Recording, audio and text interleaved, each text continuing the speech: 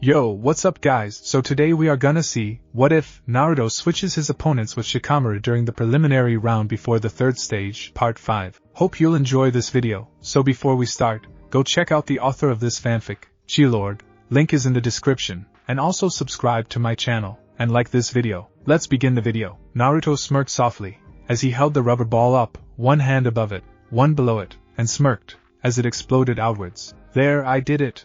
Now show me the next step. Jiraiya peered at the boy's work, and then nodded his head before smirking a bit. Not bad, kid. Now do it with only one hand. What? But I did it.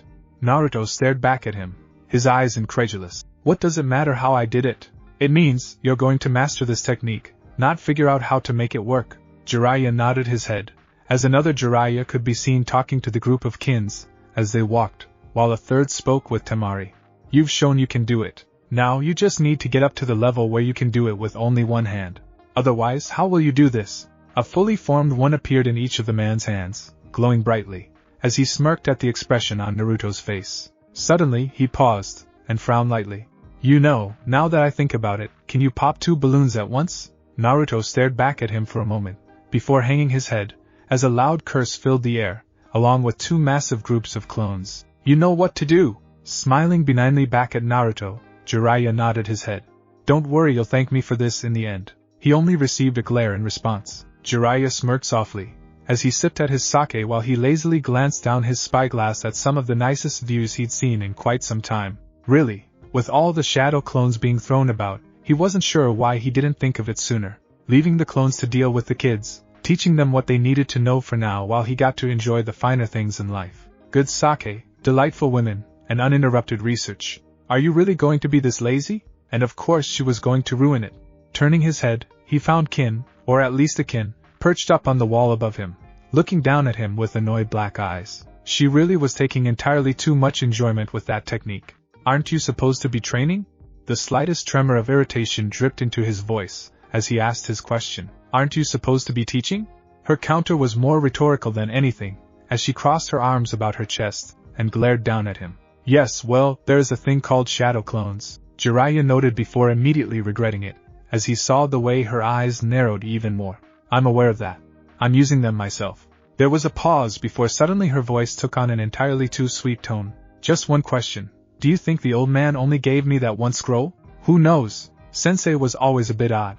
Jiraiya waved his hand negligently, as he glanced back into his spyglass. Yes, he even could have given me a scroll to have security scrolls commissioned from someone other than you, on every hot spring in Fire Country. Kin nodded her head, and smiled sweetly at him. You know, the kinds that would force the steam to obscure anything from a distance, and would make it impossible for someone to hide when they were peeping up close. He wouldn't have. Sensei was a dedicated pervert. Jiraiya stared back at her, aghast. He helped me become the man I am today. Yes, but he also knew he was going to die, and knew you might happen to neglect the training you're supposed to be giving. She grinned back at him, viciously. So, he might just have given me that very scroll, signed, and sealed, and ready to be put into motion just to make sure you did your job. You're bluffing. Jiraiya narrowed his eyes into slits, as he stared back at the girl. Oh? Am I? She smiled, sweetly back at him. Jiraiya stared back at her a moment before grumbling lightly. I'm never playing poker with you. I was trained in Oto. Kin shrugged her shoulders a bit. You don't survive for very long if you don't have a good poker face. Fine. He muttered lightly under his breath, as he collapsed his spyglass, and stuffed it back into his pocket, and threw back the last of the sake. Back to work, as it were then. Chop chop! Kin agreed with a nod, and a smirk beneath her mask. You do realize I'm only humoring you. I don't have to put up with your whining, right? Jiraiya glanced back at Kin. Even if you did have a scroll, you'd never get it past me. If you say so, oh great, and knowledgeable Jiraiya. Kin agreed with a nod of her head. Go ahead, keep pushing. See what happens when I decide to push back. Jiraiya glared lightly back at her, before stomping ahead of her with a grunt. Kin merely grinned, as she followed after. A sudden explosion of force sent a gust of wind through the air around them, followed by another, then another, as Naruto's left and right started to swear vehemently. He still doesn't have it down yet? Temari arched her brow, as she turned her head towards Jiraiya. It's only been a week since he started the third stage. Jiraiya noted with a shrug of his shoulders. And I keep making him learn to do it without his little tricks. As soon as he figures them out, he'd have a bastardized version of it up and running already if I didn't. Not to mention, I'm making him learn how to do two at the same time instead of just one. Are you sure about that? Temari asked curiously, as she glanced over just in time for another explosion to send her hair flying. Yup. Jiraiya nodded his head with a smirk. He was already able to get one up, and running until I told him it was nice. Now do it without cheating. That must have gone over well. Temari smirked softly, as she lightly nodded her head. Indubitably, Jiraiya nodded his head in agreement before smiling pleasantly. About as pleasantly you are when I remind you that you still suck at reading people. Temari flushed brightly, as she glared back at the man. Why the hell are you making me learn all this useless crap anyway? I'm a fighter! Because you need to be more than a fighter, Jiraiya stated approvingly, as he shook his head. I don't have time to teach all of you everything I know. Not fast enough. So, I'm teaching each of you a portion of what I know. Shaking his head, he looked away before frowning a bit, as Kin suddenly popped up. Looking at her a moment, he tilted his head to the side before twitching slightly. I know you're not finished learning how to write fast enough, so what are you doing here? Just curious? When were you gonna start having us learn to use the red stuff?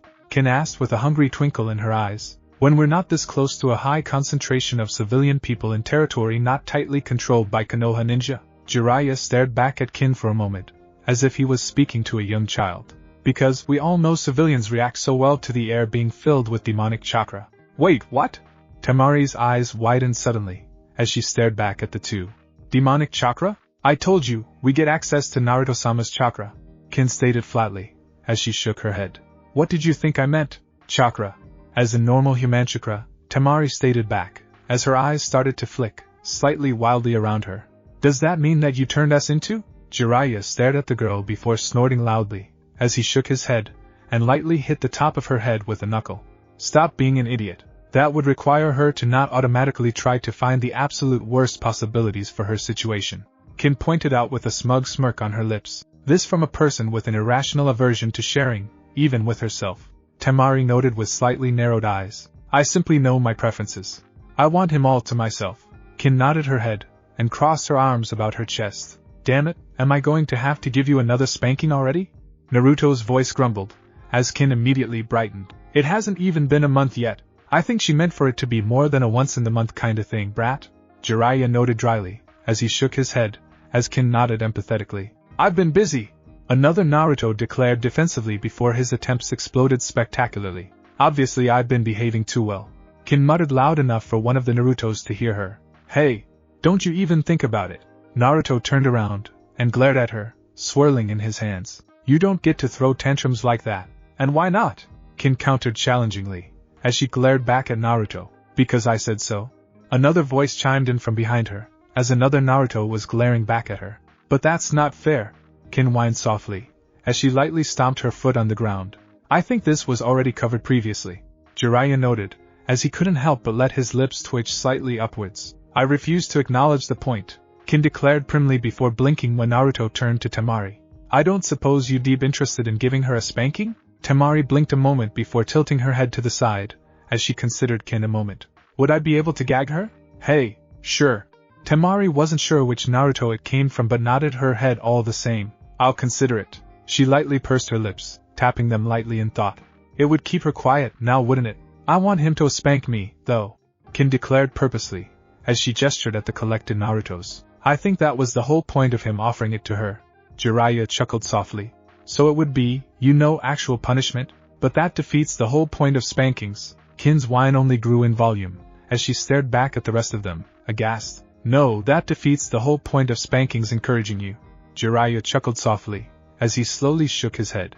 But we're going to be moving out a bit earlier this time. I've got a lead on Tsunade. Finally, one of Naruto's mutters, just before his unfinished explosion, exploded with enough force to disperse him. Hey, I teach you to run your mouth, and stop paying attention. Jiraiya smirked a bit, as he glanced between the three. So, send some clones to pack up, we're heading out. Where are we heading? Temari asked, a touch of curiosity dripping into her words, as she arched a brow towards Jiraiya. Oh, you'll find out soon enough. Jiraiya chuckled, his eyes dancing lightly. Temari stared at the way Naruto was practically crowing with glee, as they walked through the streets before she turned, and looked at Jiraiya. How does he do it? Benton likes him. Jiraiya paused a moment before eyeing the boy critically. Well, actually, all things considered, I think that would be like saying Kin only likes him. Just what I needed, even more competition, Kin grumbled audibly next to them. You're seriously taking the whole "I don't want to share Naruto" thing too far. Temari noted with a frown of disapproval. I will cling to it, as long as I can. Kin countered back, as she lifted her chin, and glared back up at the taller girl. Now I just have to figure out how to get Naruto-sama to be willing to part with. Instantly, Naruto was hunched forward, his eyes narrowed into slits, as he was immediately surrounded by 5 growling clones. I don't think he's interested, Temari noted dryly with a slow shake of her head. I wonder if he realizes that he's going to have to start paying for our clothing, food, and supplies soon. Instantly Naruto froze, before turning his head towards Temari, eyes wide, as he stared back at her. What? How else are we supposed to be paying for everything? Temari snapped back with no small amount of relish in her voice. We don't get to have money, we don't get to make money, and we're completely and totally dependent on you. Which means all those shiny coins, enjoy them while you can. Horror lanced across Naruto's face, as he turned his attention to stare wildly over Jiraiya, who nodded his head with a bemused chuckle. Well, it's not quite that bad, but she does have a point. You have to feed and clothe them. While Temari's vicious smirk only grew, Jiraiya continued. Of course, you'll probably never have to do any kind of cleaning or laundry or anything like that. Hell, as long as you trust them, they'll even have to do the cooking for you. Temari froze before she turned her head, and glared a bit back at Jiraiya. But I can already do all of that stuff with shadow clones. Naruto protested a bit, causing Temari's attention to look back at him for a moment before he continued. Besides, can you imagine how bad of a cook she probably is? I am a very good cook, thank you very much. Temari hissed out with a glare.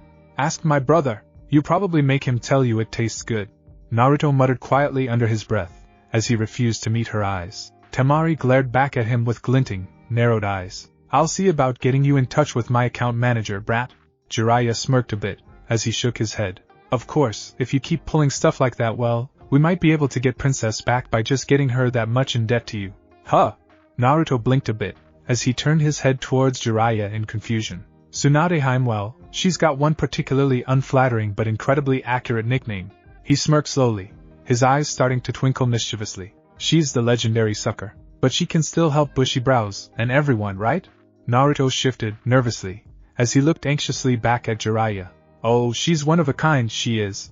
Jiraiya nodded his head, as his eyes grew distant. You could look all over the world, and you'll never find anyone else like her. What does that make you ache then?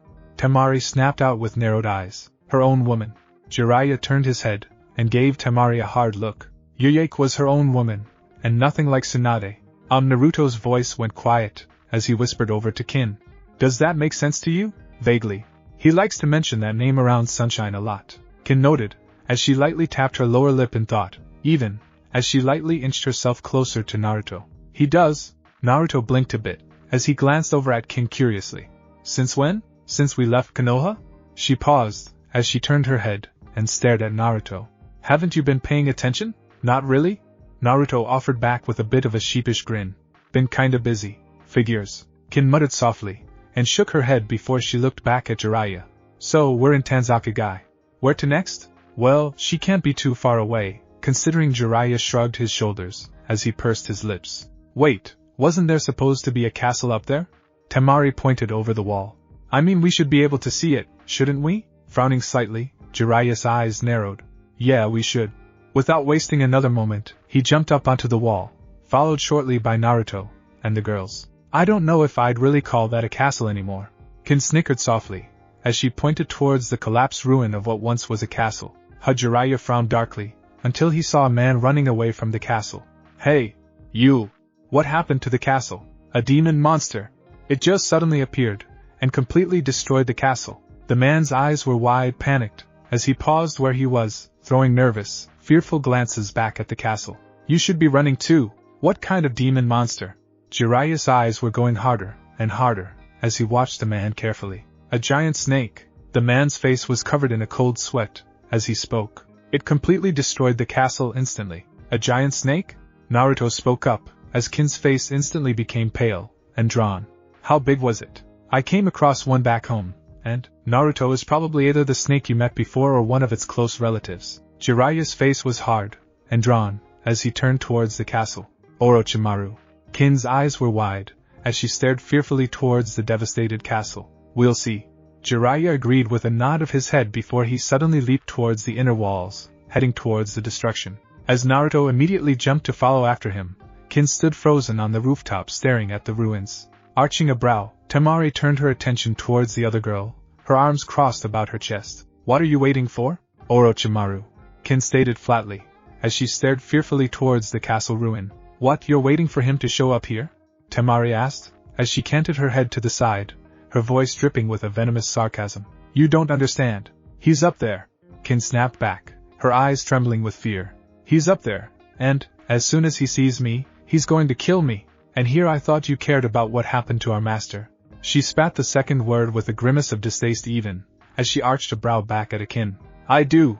It left her lips like a shot, as Kin turned her head, and glared back at Temari.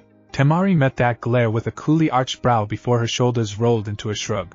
"And yet here you are, watching him run towards the danger. Doesn't seem like caring much to me. You don't understand. It's Orochimaru. He'll kill me." Kin shivered, as she suddenly clutched at her arms. "Well, in case you forgot, if he kills him then we're just as dead." Temari snapped back, and shook her head, as she started to leap forward. "So either way we're dead. Not much point in being a coward about it." "I'm not a coward," Kin declared sharply, as she stared at their retreating forms, and rubbed at her own arms. "I'm not." Temari landed with a quiet thud, as she glanced around, taking in the demolished wall, and the collapsed castle before slowly shaking her head, as she looked at a pensive-looking Jiraiya, and a grumbling Naruto. "So I'm gonna guess we missed the party? So nice of you to point out the obvious." Jiraiya frowned, as he crouched down, and inspected the rubble, before tilting his head to the side just a bit. "Huh, she's gotten rusty. Used to be she would have demolished at least an extra 10 feet with that technique." "So, it wasn't Orochimaru after all?" Temari asked curiously, as she lightly arched her brow. "The wall was Tsunade. The castle was Orochimaru," Jiraiya corrected absently, as he slowly stood back up, and looked around. Still, if they fought there'd be more signs. Slowly pacing around, he moved to the opposite wall, and frowned lightly, as he crouched down, then picked up a fallen from the ground, and took a sniff. Nodding his head, he grunted slightly before he tossed it back down. "Poisoned, probably from Shizen. They were standing here, Orochimaru here, someone else on his left. He's the one that intercepted them." Shifting slightly, he frowned again, as he saw the drops of browning crimson that dotted the ground in a small group of splatters a little over 2 feet from the footprints he'd identified as Orochimaru. "Looks like blood. Guess Orochimaru still remembers. What are we going to do then?" Naruto glanced over at Jiraiya before frowning, as he looked around, suddenly alarmed. "Where's Kinchan?" "Back where we took off from," Temari answered with a shrug. "Too scared to come closer. And she thinks that being off on her own, standing there, atop of a wall is safer than sticking near me?" Jiraiya shook his head, and muttered slightly while rubbing his face. "Well, he's not here, so she needs to get herself back over here." When neither of the two of them made any more to respond, Naruto with a look of confusion on his face, and Temari standing there with a placid stance, his eyes narrowed. "That means one of you two needs to go get her." "Okay." Temari nodded her head, but made no move to be the one to do it. Naruto stared back at Temari for a moment before grumbling slightly, as he jumped up to the wall, and bounded towards Kin. When he was gone, Jiraiya turned his head, and arched a brow at Temari. "And is there any particular reason you didn't do that?" "No one ordered me to." She arched a brow, as she casually crossed her arms about her chest. "You never gave me a direct order, either did he?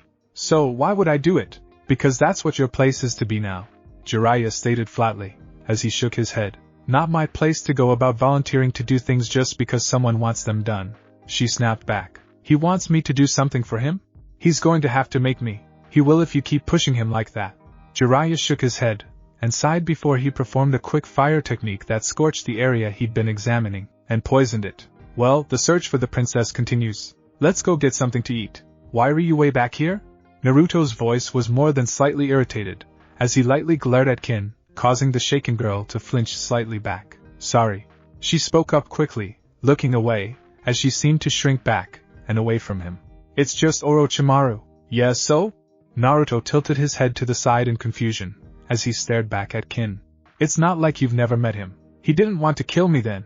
She snapped back, as a bit of fire sparked back into her voice. "Again, so? You're just gonna stand there, and let him?"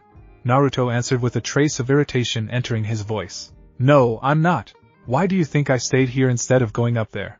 She gestured vaguely with her hand back towards the ruins of the castle. "You mean, like the pervert said, you stayed here all alone while the person who can actually fight him went up there?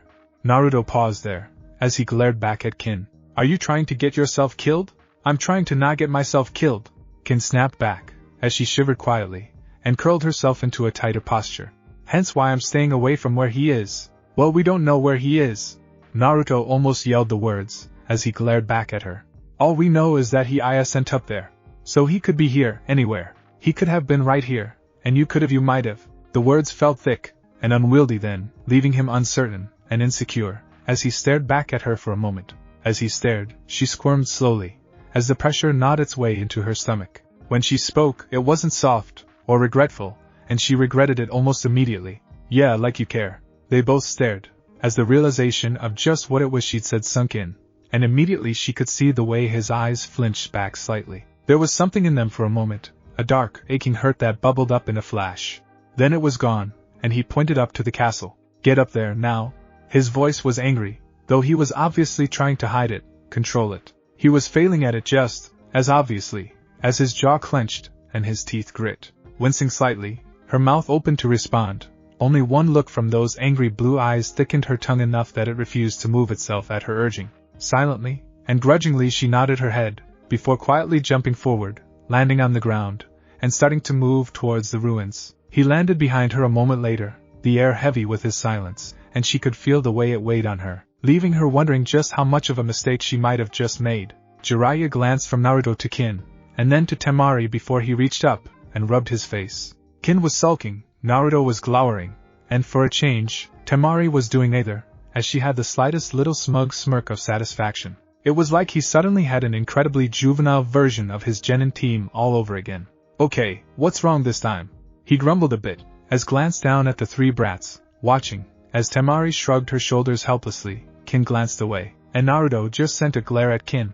Let me rephrase, what did Kin do this time? It was odd to think of the girl as the one that was always screwing up. Previously it had always been one of the boys in the groups he trained that seemed to have a chronic case of foot and mouth, though there had only been one girl in each of those groups, so that might be it. Still, he couldn't help but feel a slight sigh of irritation leave his lips, as he felt Kin's eyes snap up at him. Why are you assuming it did something?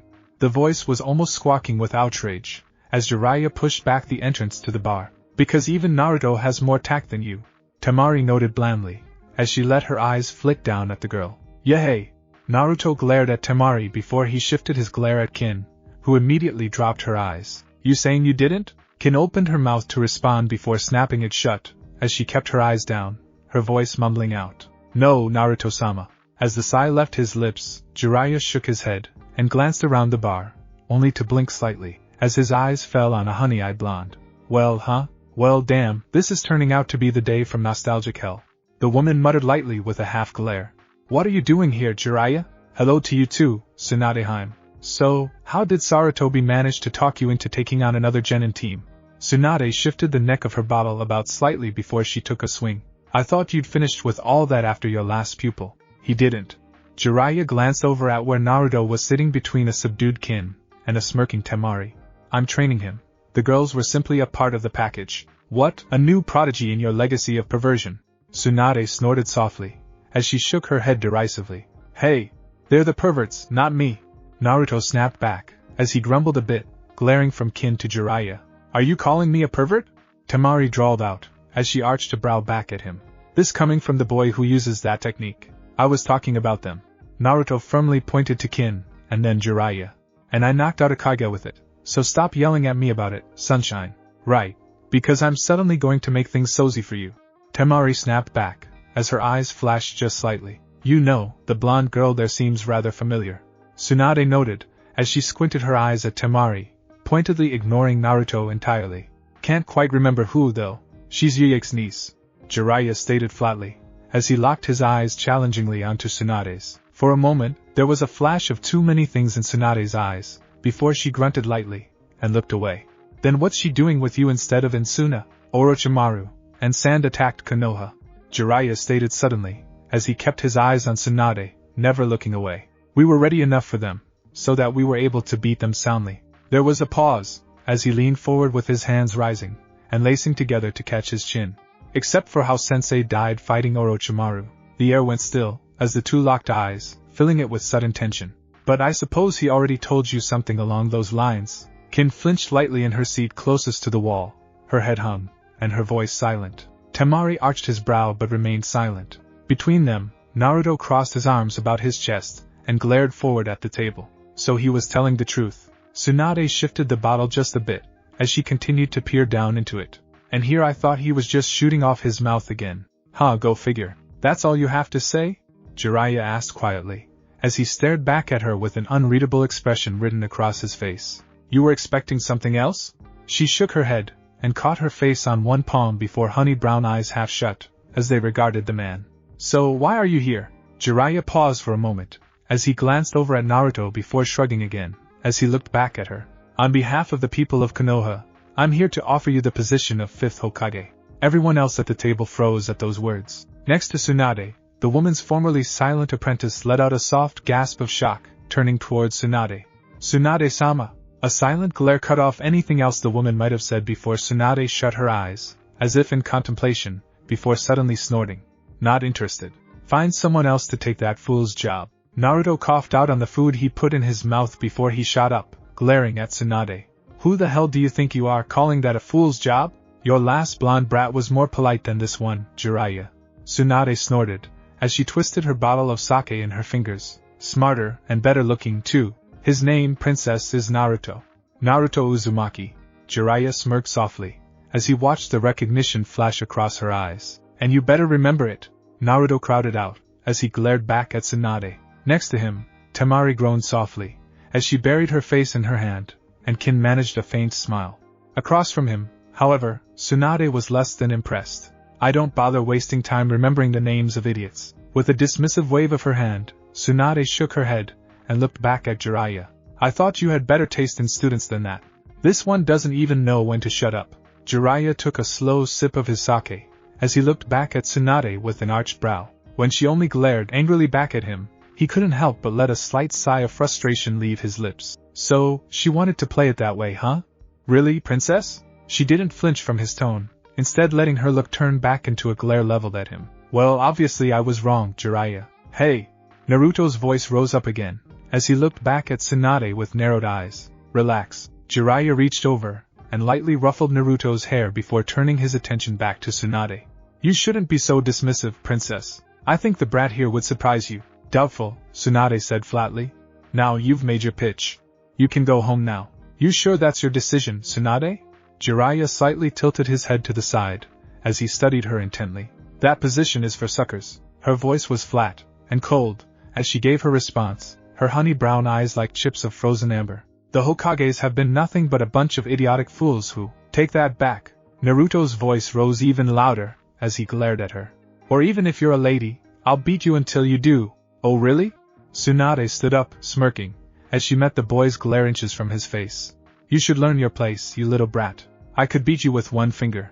Bring it. I'll show you. Naruto growled back, as his fingers curled into fists. Outside then. Tsunade flipped one of her ponytails over her shoulder before she stepped out of the booth. And you're paying for my sake when you lose. Tsunade-sama Shizen began to protest with wide eyes, before Naruto cut her off. What? No way. Naruto jumped out of the booth but glared at the woman. I'm not going to pay for some old hag's booze habit. Tsunade froze in her spots, slowly turning her head around to face him, as one eye twitched just slightly. What did you just call me? You were his genuine teammate. Naruto pointed straight at Jiraiya with a smirk. Which means, no matter how much you want to pretend to be otherwise, your old granny, your friend really shouldn't have said that. Shizen muttered to the girls, as she caught her face in her hand.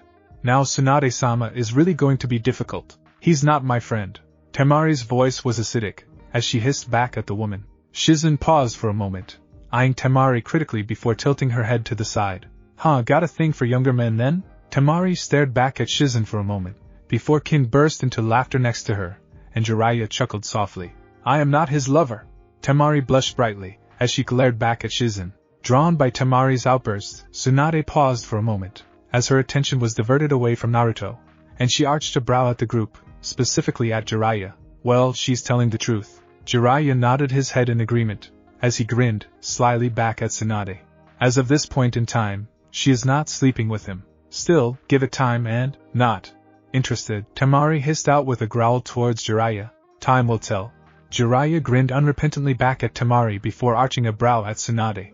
Are you really going to go through with that? Like I'll need more than a finger to beat a loud-mouthed brat like him. Tsunade narrowed his eyes. Though you'll be the one paying for his medical bills when I'm done. And what does he get if it takes you more than one finger? Jiraiya asked curiously, as he tilted his head to the side. I mean, you've hardly made it worthwhile for me to allow him to take you up on your little challenge. Like a brat like him has any chance. Tsunade huffed in annoyance, as she glared back at Jiraiya. A disrespectful, undisciplined little punk like him won't need more than that. Hey! Naruto's voice cracked, as it rose in outrage. Who the hell do you think I am? Completely ignoring Naruto, Jiraiya smirked back at Tsunade. How about, if it takes more than one finger, you have to come back to Konoha with us just to heal his friends. I'm not going to be your fifth Hokage, Tsunade stated flatly, as she glared back at the man. And the bet was just to heal his friends, not take the hat. Jiraiya held up his hands and smiled back at her. You could leave right after you were done unless, of course, you don't think you can beat a rookie genin with one finger? Fine, Tsunade grabbed Naruto by the back of his jacket, as she spat out the agreement. Come on, you little runt. It's time for you to learn a little respect. You crazy old bat. Naruto struggled, valiantly, though ineffectually, against the woman's iron grip. Let me go, Faye. Tsunade shook her head in displeasure, as she stepped out into the street, and then casually flicked her wrist, sending Naruto flying into the street in front of her. Whiny little idiot. Twisting in midair, Naruto landed in a crouch, as his hands palmed the street itself. Slowly pushing up, he glared back at where Tsunade put one hand on her hip, as she lifted up her index finger on her other hand. With an almost bored expression, she tilted her head to the side. I'll tell you what, I'm feeling generous, you little brat, so. Naruto answered her with a wordless shout, as his fingers rose up into a single sign and suddenly, the street was filled with clones, hanging off the buildings, each and every one of them glaring back at Tsunade. As Tsunade stared in shock, Jiraiya exited the bar, and leaned up against the wall. Well, I hope you've kept up your practice, princess. You're going to need it if you're going to limit yourself to one finger. Jiraiya grinned cheekily back at Tsunade while Shizen, Kin, and Temari exited the bar. What kind of reckless idiot teaches a genin the shadow clone technique? Tsunade turned her head, and glared back at Jiraiya. Don't look at me. He knew it when I first met him. Jiraiya held up his hands in mock surrender. Oh dear. Shizen's eyes were wide, and shocked, as she slowly looked around. How did he do it? That's an impressive number of clones. Ready to give up, Granny? One of the clones asked with a grin curling on his lips. Just for that, I'm going to squish you first. Tsunade muttered slightly before crouching down, and flicking a pebble on the street. It immediately shot through the air with a crack. The clone stared at her in disbelief for a moment before it exploded into a quickly dispersing cloud of smoke. Behind it, 4 other clones immediately followed. Smirking softly, she stood back up, holding her finger up. Sure you didn't want to give up, brat? It literally rained kunai down on her in response. Her finger moved quickly, catching a tip of a kunai, then another, and another. Each of them clung to her finger, caught in the thin layer of chakra before she danced back, evading the remaining fall before flicking her finger, and sending the 3 kunai spinning through the air. Only this time not a single clone was dispersed, as the kunai all seemed to split in half before they could reach the blonde figures. Blinking slightly, Tsunade tilted her head to the side, as she studied the swarm of figures around her. Huh, that's a new one. Shaking her head, Tsunade frowned, as she started to run forward, her finger trailing on the collecting kunai as she ran. When she reached a likewise charging clone, she pivoted to the side. As her body twisted about, a chain of chakra-connected kunai snapped out, catching the clone by surprise, as it snaked around behind it, then caught its neck in the connected kunai. Shaking her head, Tsunade smirked at the rest of Naruto's. Oh, I see, only good at stopping head-on attacks like that, huh? With a dismissive flick of her wrist, the clone was sent flying crashing into another group, and smashing them into the ground. So what's a loud-mouthed brat like you care about the Hokages? It's midream to become Hokage. One of the figures shouted angrily. I don't care who the hell you think you are, I'm not going to just sit here while you call them fools and idiots. My dream is to be a Hokage greater than even the 4th. Images rose unbidden before Tsunade's mind, of a bright-eyed boy, looking so much like Naruto, proclaiming a dream so similar to his. Then another face came unbidden, a man with long hair, and a kind smile. Reflexively she trembled, her free hand reaching up, catching hold of the necklace hanging from her neck. Reacting to the pause, the Naruto clones surged forward like a wave from 3 sides. Snapping out of her reflection, Tsunade frowned darkly, as the chain of kunai whipped around her. With a violent snap, it broke the wave, sending them crashing back to disperse into smoke, and property damage. Still they came.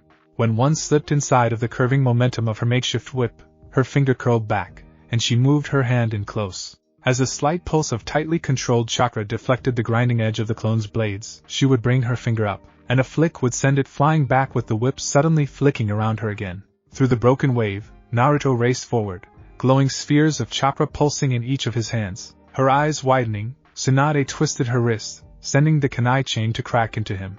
Only it was deflected to the side, leaving him unharmed. As the spheres suddenly began to bubble and distort, Tsunade closed her hand into a fist and slammed it down into the street. Immediately, the whole street shook, as if an earthquake was ripping through the air, and the street indented. The force of the blow caused the street blocks to shift and rise up, one catching the edge of Naruto's sandal, as he stumbled forward under the unstable ground. His eyes widening, Naruto twisted around, trying to keep his balance, before the spheres in his hands exploded violently. Sent spiraling around, he landed on his side a short distance away. Quickly rolling back onto his feet, he was treated to the sight of Tsunade glaring at him for a moment before her attention turned to Jiraiya. "What the hell have you been teaching this kid?" Tsunade glared, angrily back at the man. "Oh, a little of this, a little of that." Jiraiya casually brushed a bit of dust off of his clothes, as he smirked back at her. "That, and he seems to have gotten a rudimentary understanding of mass clone tactics. At least against opponents he has no chance in hell against." "Hey!"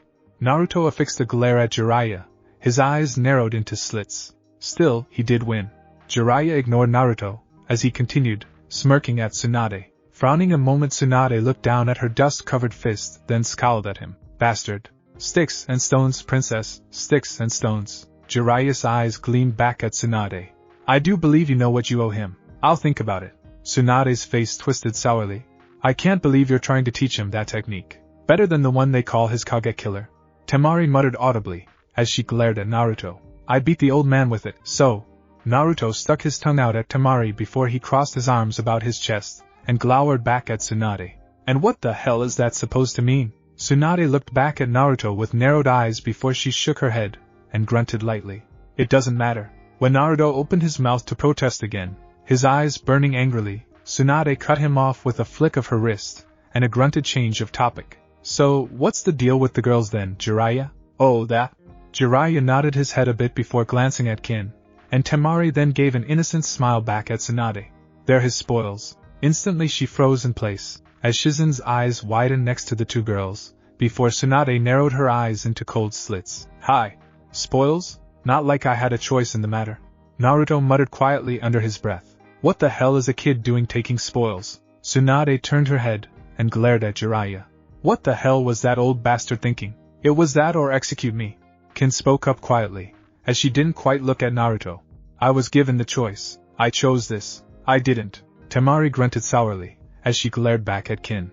"I'm in this position to help keep Suna in line." It still doesn't excuse the fact that the old man from Tsunade reached up, and pinched the bridge of her nose. "I was a sound nin." Kin's voice was barely audible to Tsunade's ears, as she kept her head firmly down. "I was one of Orochimaru's little pets, one of his pawns. Do you really think he could have just let me go with Orochimaru planning an attack? I need a damn drink." Tsunade muttered sourly, as she stalked back into the bar, pushing past Shizen and the girls, and ducking inside. "Right, sure you do, princess," Jiraiya called out, as he followed after her. "Because we all know you weren't already drowning yourself in sake when we arrived." "Shut up, you old pervert." Tsunade's voice could be heard echoing through the air. As the few remaining Naruto clones dispersed, Naruto himself grunted lightly, and stalked back into the bar, as he pointedly ignored Kin and Temari. Left alone with the two girls, Shizen attempted a slight, almost timid smile. "So, the little genius here is not only a coward, but apparently went and pissed off our master," Temari said with a casual shrug of her shoulders. "Not exactly the hardest thing to do, considering he's pretty much a brat a lot of the time, but she really seems to have stepped in at this time." Kin looked up long enough to glare back at Temari before her head hung again, as she made no response or attempt at rebuttal. "Is she normally that quiet?" Shizen asked curiously, as her eyes slid between the girls. "Hardly," Temari snorted softly, and shook her head, as she glared back at Kin. "Normally she's running her mouth or acting like a pervert. Just wish I knew how to get her to shut up like this more often." Shizen's lips twitched slightly, as she looked at Temari for a moment, and the blonde girl was given the distinct impression that it wasn't her she was seeing. When Temari shifted slightly, and looked away. Shizen realized what she'd done, and quickly held up her hands. Sorry. You're a lot like how I remember your aunt being. Hot-blooded and sarcastic. Did everyone in Konoha know her or something? Temari hissed lightly, and grunted, as she glared back at Shizen while Kin perked up a bit, and looked back at Temari curiously. Just the Sannin, and those who were close to them. Shizen's smile faded, and she shook her head. I only met her once. I wasn't even a genin at the time, but she left an impression. I only got the chance because my uncle was watching me that day, and he took me with him when he went to see Tsunade-sama. Oh joy. Temari shook her head, as she glanced over at Kin.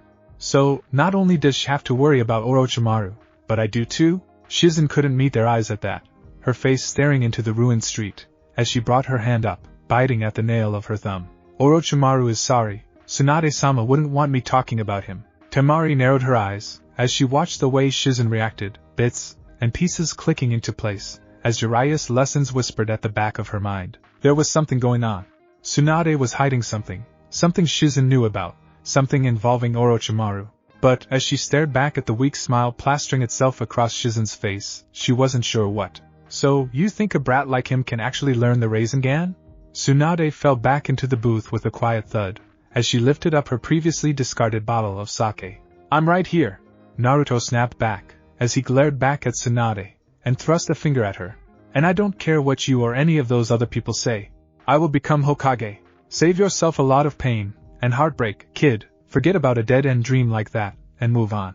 Tsunade closed her eyes, and brought her sake to her lips. Chasing after that dream has brought about more pain and suffering than you can imagine, not to mention all the pain and suffering they heap on their families. Tsunade Jiraiya's voice took on a warning tone, as his eyes narrowed dangerously. I refuse to back down. I don't give up. I won't go back on my word. I will become Hokage. Naruto stood up to his full height, as he glared back up at the woman. I don't care what gets in my way, I'm going to keep going, and I won't let it stop me. Stupid little brat. Tsunade muttered sourly, as she looked away, and took another sip from her sake. Where the hell did you find this kid? Orochimaru messed with his seal, and Sensei asked me to fix it for him. Jiraiya caught the look of panic and horror that suddenly settled across Naruto's face, and let out a sigh of annoyance. She already knows about that, brat. You think I'd talk to someone about it that didn't already know? Meh, not like you're the first. Tsunade took a sip of her sake, and looked away, her lips curling down into a frown. Just shitty luck you got born into that cursed clan. What? Naruto froze in place, staring back at Tsunade with wide, uncertain eyes. Sighing audibly, Jiraiya shook his head, as he caught his chin on his palm. How much did Sensei tell you about your family, Naruto? That they were dead. Naruto looked away, as his words fell flat past his lips. I figured that's why he used me for it. That's it.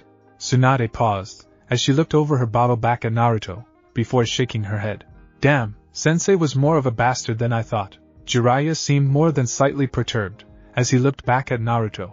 He didn't tell you anything? What's there to tell? There was a sudden look of anger flashing across Naruto's face. I was just another orphan without any family, so the fourth used me to seal the demon. Yup, Sensei really was a piece of work after all.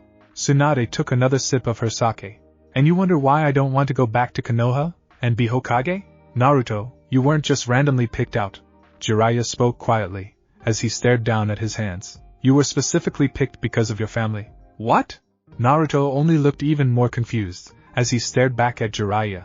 The Kyuubi has been contained before, Tsunade answered, as she took a sip from her sake, and her eyes gazed off into the distance. You're the third that I'm aware of, and all of you have had one thing in common.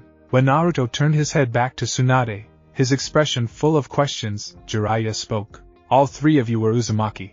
You weren't just some random orphan, Naruto. You were the only Uzumaki left in Konoha. You were the only one that could be used. They didn't survive that day, Jiraiya stated solemnly, as he stared down at the table, and took a long sip of sake himself.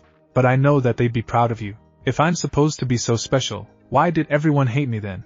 Naruto's eyes had refused to look back at Jiraiya. Because people, especially in Konoha, are idiots and fools, Tsunade stated flatly, as she took another sip of her sake, and shook her head. Get me some more sake, Jiraiya. Are you broke again, Tsunade? Jiraiya palmed his face, and groaned. Nope, hit all 7 on a slot just before you, and the other jackass showed up. Tsunade made a sour face, and shook her head before she brightened visibly. But since you're here anyway, I might as well take advantage of it. I can't believe how shameless you turned out. Jiraiya muttered under his breath before he stood up, and stalked over towards the bar. I grew up with you, and Orochimaru as teammates, so if there's anyone to blame, it's you too, Tsunade said sardonically, as she turned her head to Naruto. So, why the hell do you want to be Hokage if Konoha treated you like shit? Because unlike you, I actually care about people, Naruto snapped back with a growl. And I'm going to prove to the ones that want to ignore me, that want to pretend I don't exist that I'm there, that I won't go away, and that they can't ignore me. I will prove to them that I'm not a monster, that I can be strong enough to protect everyone. Nobody's strong enough to protect everyone. The words were soft, as they left Tsunade's lips, as the sake suddenly seemed to dry up in her mouth. Nobody. I don't care. I'm not going to just sit around letting people hurt the people I care about. I'm going to stand up, and stop them. I'm Naruto Uzumaki. I'll never give up, do you hear me? Never. Naruto stood tall and proud, as he glared back up at Tsunade, his eyes shining defiantly. Keep telling yourself that, brat. Tsunade muttered lightly, though in a more subdued tone now. Keep telling yourself that. I don't back down, and I don't go back on my word. That's the way I live my life. Naruto's voice rose, full and strong, as every eye in the bar turned towards him. Damn it, shut up already. Everyone's staring. Tsunade palmed her face, and groaned. Damn it, Jiraiya, why do you bring this shit for brains in here? I'm not going to just dash. Naruto's protest was cut off, as Jiraiya sighed, and pulled on the back of his jacket, forcing him back against his seat. Naruto, even though you have a point, we're in a bar.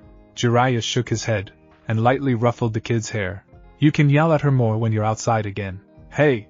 Tsunade narrowed her eyes at Jiraiya. Just because you've gone far enough over the deep end to think that a brat like that can learn doesn't give you the right to tell him he can yell at me. Jiraiya arched his brow, as he looked back at Tsunade, tilting his head to the side. You really sure that I can't think of a reason for him to yell at you, princess? Tsunade didn't flinch at his words, though her head turned to the side. Shut up, you old pervert. Where the hell do you get off saying I can't master it? Give me 3 more days, and I'll have it completed. Naruto growled angrily, as he glared back at Tsunade. That move was known only to, what, 3 people, Jiraiya? Tsunade snorted softly, and shook her head. The 4th, you, his teacher, and his last surviving student. Now what, you think this little brat can figure it out? Oh, you never know, Jiraiya said with a smile, as he shifted back, his arms crossing about his chest. I think the kid might just surprise you again. Tsunade shook her head. There's surprising, and there's surprising, Jiraiya. That thing he used was pretty unrefined, and incomplete. Naruto's eyes burned angrily, as he glared back at Tsunade. I can, too. So again, how come the brat here was stupid enough to take on spoils? Doesn't he know how much trouble they're likely to get him in? Tsunade asked, as she cut Naruto off with a dismissive wave of her hand. They've already been getting me into trouble, Naruto said with sour mutter, though he never stopped glaring at Tsunade. More like they just make things difficult for you. Jiraiya chuckled softly, as he waved over a waiter. Some more sake. Don't they teach you anything about spoils anymore? Tsunade grabbed a bottle, as soon as it appeared on the table, and leaned back into the booth. I swear, if you did it just because you were thinking with a piece of your anatomy like Jiraiya here, it wasn't like that. She chose to be a spoil. Naruto immediately protests with his hands raising up. I'm not a pervert. That's Ino, and Kin, and him. When Naruto pointed towards Jiraiya, Tsunade arched a brow lightly at the boy. Ino? Inoichi's daughter. Jiraiya clarified with a slight grin on his lips. He named his daughter Ino, Tsunade repeated, as she stared back at the other with a blink. I know that they're obsessed with that whole Ino-Shikacho connection, but don't look at me. I've yet to meet someone from a clan who wasn't crazy in some way or another, Jiraiya said with an entirely too innocent grin on his face. Tsunade opened her mouth, as if to agree, before suddenly her eyes narrowed into twin slits. I'm from a clan, Jiraiya. And how does this contradict what I just said? Jiraiya asked with that same grin curled on his lips. Bastard, Tsunade grunted sourly, and sighed, as she took another drink of sake. So, what's Inoichi's girl got to do with all this? She's the kid's girlfriend, Jiraiya said with a suggestive waggle of his eyebrows. She is not me girlfriend, Naruto almost shouted out with a shudder. She'll try to make me dress, and act like Sasuke. Jiraiya, what the hell? Tsunade asked, as she stared back at the man. Naruto, why don't you get the girls, and head back to the hotel? Tsunade and I are going to catch up for a bit. We'll see you tomorrow, Jiraiya suggested with a bemused smirk on his lips. You want to send me back alone, with them? Naruto asked, his face twisting in a myriad of different emotions. There are some things you need to work out with them. Specifically Kin, Though Sunshine could use a talk too. Jiraiya shook his head, and smiled at the boy. Better to get it over with. Fine. Scowling, Naruto pushed himself out of the booth, and then stalked towards the door. Once he was gone, Tsunade settled further back into the booth, and gave Jiraiya an appraising look. What do you want? Want? Jiraiya tilted his head to the side, and smiled blandly back at her. That's an interesting question, I'd say. You know what the hell I meant. Bringing him here? Teaching him what the hell were you thinking? Tsunade's glare only grew in intensity, as it was leveled down at him. You mean, what was I thinking? Bringing my godson here? Or do you mean, what was I thinking about bringing your cousin here? Jiraiya asked curiously in turn, as he watched the way she flinched back from the point of her relation to Naruto. Or perhaps you're wondering why I brought your grandmother's current successor? Again she flinched, her eyes immediately turning away, as she refused to answer his words. Or do you mean what was I thinking? Bringing someone so like your little brother here? Jiraiya continued with his eyes a cold glare. After all, you might not look much like Naruto, but someone just has to have met. Shut up, Tsunade hissed out with her eyes narrowed into teary slits. Just shut up. Don't you dare bring him into this. Well, if you opened up that top of yours a bit more I'd probably see. Jiraiya's eyes gleaming before his head crashed into the tabletop from Tsunade's fist. Tsunade growled softly, as her fingers trembled with rage. And you're a bitch, a hag. Jiraiya started with a shrug, and a shake of his head. Do you really want to waste all this time throwing names back and forth? Tsunade paused, and stared back at Jiraiya for a moment, before her eyes narrowed into slits. What happened to you? You've never insulted you before? Probably should have. Jiraiya shrugged his shoulders, as he pulled over a saucer of sake, and took a sip, as he looked at her with weary eyes. I'm tired of trying to pretend you're just going to magically get better, Tsunade. I should kill you for pulling this, she said with a hiss, as she glared back at Jiraiya. No, he corrected, as he took a sip, what you should do is finally pull your head out of your ass, and come back to the real world. Trying to kill me for making you finally face what you've been running from for years is what you somehow think would be appropriate. Do you really want to go down that road with me, Jiraiya? Tsunade hissed out, as she slammed her fist into the table, her strength causing the sake bottles and dishes to bounce for a moment, though nothing more. Do you want to talk to me about what we'll do when we lose someone we love? Go ahead, Jiraiya said softly, as he took another quiet sip, then glanced back at her. But she died years after he did, and here I am. I went through my grief, my madness, and I moved past it. You though? She couldn't look at him when he spoke, her eyes turned away, as the tears gathered in her eyes. What I did only ever hurt me. I never started a damned war because of it. The war was coming no matter what. What I did just made it come faster, Jiraiya said solemnly, and shrugged his shoulders a bit. What did you expect from me? Remorse? She bit back the words she almost said, and stared down at the table in front of her, still not meeting his eyes. No. I've taken too many lives for me to feel remorse over that. Mist provoked a response. Mist knew that I was involved with her. They made a bet that I wouldn't find out about it. They lost. Jiraiya took a slow, lingering sip from his sake bowl before setting it back down. You may have forgotten what it means to be a ninja, Tsunade, but I haven't, not yet. You're not going to start something stupid like lecturing me about what it means to be a ninja, are you? Tsunade growled softly back, as she glared at Jiraiya. I listened to enough of your damned philosophical debates with him. Yeah, well, he always was a damned know-it-all.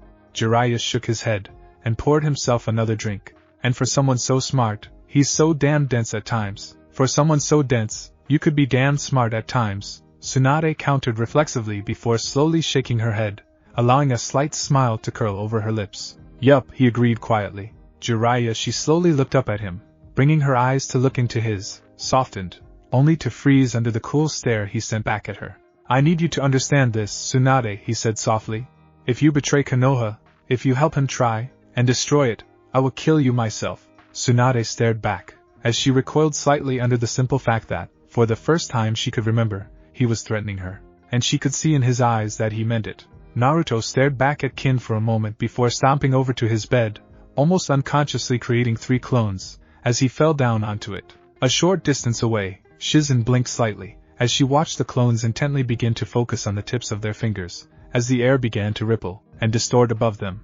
Turning her head, she arched a brow at Temari. Grimacing lightly at the memory, Temari scowled at the clones, as she said, Wind claws. Bastard used one of them to ruin my fan. Is whining all you know how to do?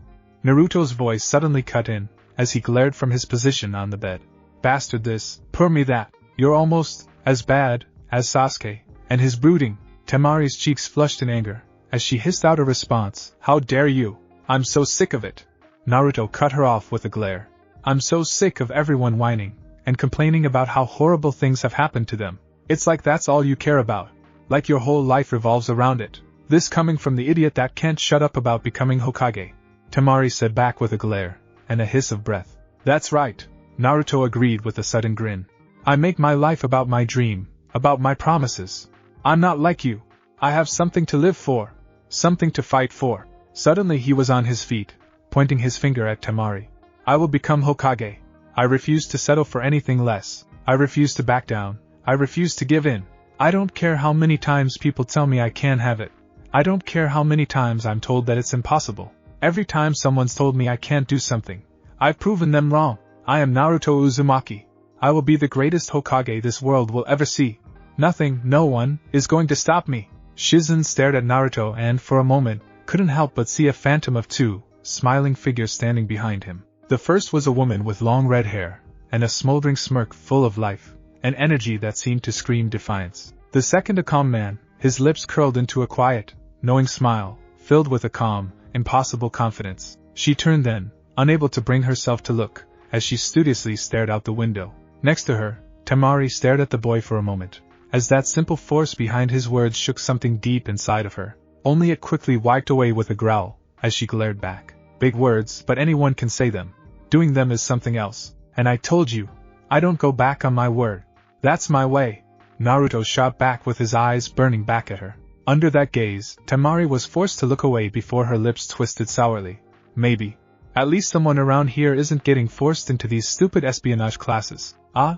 Shizen blinked a bit, as she finally broke through the spell Naruto's words seemed to catch her in. "I suppose that's probably because, well, she helped him create his network." "Well, I'm not her," Temari growled out with a hiss. "I'm not my aunt. I'm not the kind of kunoichi he seems to think I am. I can't just sit around doing nothing like he's been having me do." "Well, he did have you working on that chakra control exercise," Naruto said with a shrug. "How far have you gone?" Temari flicked the Ryo coin straight at his nose. It stopped less than an inch from his skin before jumping back to her hand, as she began to move it across her knuckles. Glaring at him, she asked sarcastically, "What does that tell you? How did you do that?" Naruto's eyes were wide, as he stared incredulously back at Temari.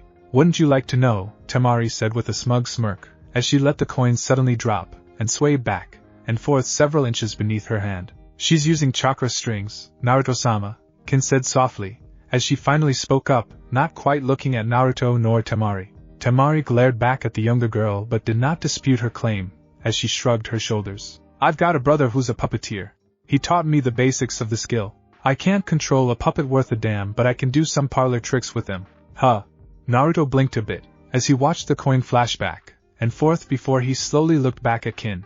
"Thanks, I guess." Noticing his gaze, Kin immediately averted her eyes even further, refusing to meet his gaze. Shizen blinked at the scene, watching the awkwardness between the two, and the aloof humor Temari seemed to take in it. "Alright, what exactly is wrong here?" "She's a coward, and he's an idiot," Temari offered helpfully, and smirked at the glares she got in turn. "What?" "I'm just pointing out the truth. I am not a coward," Kin muttered softly under her breath, though she couldn't keep her eyes on anyone when she said it. "Bullshit." Naruto suddenly stood up and glared at Kin. "You just stood there, doing nothing while the rest of us went. We had to come back to get you. It's not cowardice to not want to take the chance of getting caught by that monster," Kin retorted but didn't bring her eyes up to face his. "It's survival. Don't you even remember what the first exam guy said?" Naruto shot back, as he glared at Kin. "If you're so afraid of what could happen to you that you won't step forward, then you have no place in the shinobi world. I said it then, and I'll say it now. I won't back down, no matter what. I won't live my life afraid of what I may or may not have to fight." "This is different," Kin insisted, as she dared to look up slightly. "This isn't some typical mission. This isn't even some kind of. This is Orochimaru, and I don't care." Naruto suddenly shouted, and he stood up and glared at Kin. "You didn't see me backing down and running scared from Fish Face or the old lady. That's different," Kin snapped back, as she glared at Naruto now. "All they would have done is hurt you badly or kill you. Orochimaru, he wouldn't just kill me, he'd use me for one of his experiments. You don't know what that's like. You haven't seen what I've seen. Do you think that's going to stop me?" Naruto's glare only grew in intensity, as he stared back at her. "I won't let him hurt the people I care about. So what if he's stronger than me? It just means I have to keep getting stronger. And when he just kills you, and takes us with you? Kin cut in, and glared. Or maybe he decides to keep you, and us alive to study? Do you know what that would mean for us? It's not going to happen, Naruto said without even an ounce of doubt in his voice, as he glared back at Kin. I won't let it. I refuse to let it happen. Just because you say it won't doesn't magically make it not happen. Kin almost screamed back at him, as tears glistened in her eyes. People say things like that all the time, and you know what? They're proven wrong. I'm not them. I don't go back on my word. No matter what. Naruto snapped back at the air, and seemed to suddenly stir around him. I am Naruto Uzumaki, and don't you forget it. So you keep telling us, Master, Temari said with a sarcastic drawl. Again, and again, and again. And I'll keep doing it until it gets through your thick skulls. Naruto shot back without even a moment's hesitation before turning, and stalking towards the bathroom. Well, that could have gone better, Shizen said with a light wince before she glanced at the pair of girls. You two really are something, you know that? Kin flinched lightly at the observation, and again found her eyes looking anywhere but at the people present. Temari just sneered. What, I'm supposed to just fawn over some no-name bastard who's supposed to own me? Temari snapped with a snort. Not going to happen. Shizen caught the glare that Kin sent at Temari, and the way she viciously bit into her lower lip to keep from saying anything. Tilting her head to the side, she looked at Temari. You don't know, do you? Then, she turned, and looked at Kin. But you do, don't you? Kin's eyes widened immediately before quickly going flat and neutral. I don't know what you're talking about. I think you do. Shizen shook her head a bit, and glanced towards the door. I'm surprised that everyone can't see it. You don't even really have to look for it to see his parents in him. Something that sounded suspiciously like a squeak left Kin's lips, as she stared back at Shizen. But you might want to think about the path you're on. From what I've seen, Naruto-kun deserves more faith than you've put in him. Shizen smiled politely at the girls, before standing up. I'll leave you to enjoy the rest of the evening. Good night. With that, she gave them a polite bow, before quietly exiting the door, leaving Temari to glare suspiciously back at Kin. What the hell was she talking about? Nothing, I'd tell you, Kin spat out avidly, and glared away. Whatever. Temari snarled lightly before crossing her own arms, and glaring back at her. Shizen bit her lip nervously, as she stood outside the bar, watching the pair drinking quietly in what seemed to be an uncomfortable silence. She'd seen it happen once or twice over the years, usually when the topic of Dan or Yae came up, or Orochimaru after their teammate had gone traitor. Considering the circumstances, she honestly couldn't begin to guess which one it would be. As she watched the pair, a part of her couldn't help but wonder if some of her oldest memories had really existed. Was there a time when they had all been healthy and whole, where we laughed and smiled with one another like a family should? Looking at them now, she struggled to think of any of them save Jiraiya looking that way. Tsunade only smirked now when she wasn't looking angry or depressed. From what she'd seen of Orochimaru, he was much the same, only with a colder, crueler bent. She wished she knew a way to heal them, to fix them back into the people they were, to restore them to the glory and brilliant light they'd held. And then the memory of Orochimaru and Jiraiya's words rose up, like bile in the back of her throat. No, they would not, could not ever be whole again. Orochimaru had seen to that. What was left though? She took a seat a distance away and for a time, just watched Tsunade and Jiraiya. The occasional looks in the other's direction when they weren't looking. The glimpses of sadness and longing shown only for instants. But in Jiraiya's eyes she saw something else, something hard and cold tempering everything. She swallowed slowly, as the realization filtered into her mind. He was preparing himself in case Tsunade took up Orochimaru on his offer. It was a horrible thing to see, but it seemed to embody Jiraiya's view of Shinobi. They were not dealers of death, they were not masters of combat, they were not astounding wielders of ninjutsu. No, they were the ones that endured. She was starting to think maybe he was putting a little too much stock into the whole enduring thing. Shaking her head, she quietly stood up, and walked over to the pair when she saw Tsunade finally let her head rest down on her arms. Taking a seat needed by the still conscious Jiraiya, she took a moment to study his reddened cheeks, before speaking softly, Jiraiya-sama. Oh, hello again, little Shizen-chan.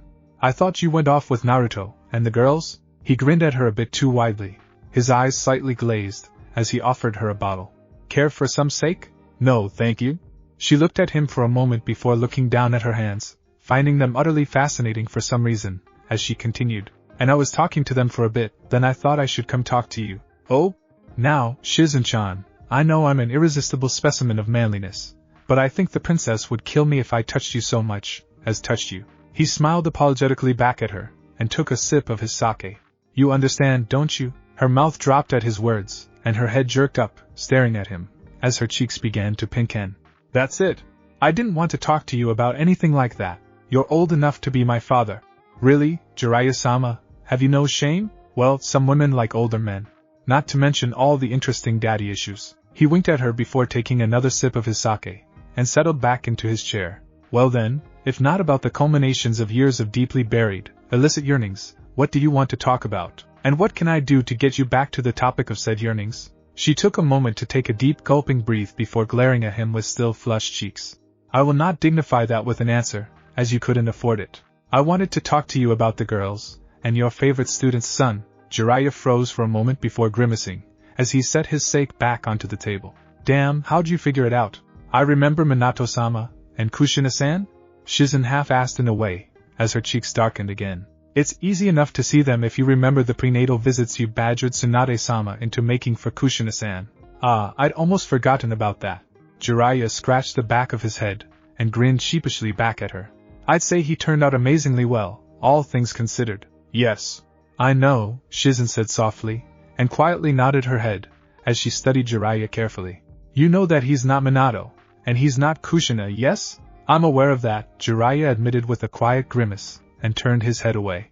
Has absolutely no interest at all in seals. An Uzumaki with no interest whatsoever in sealing.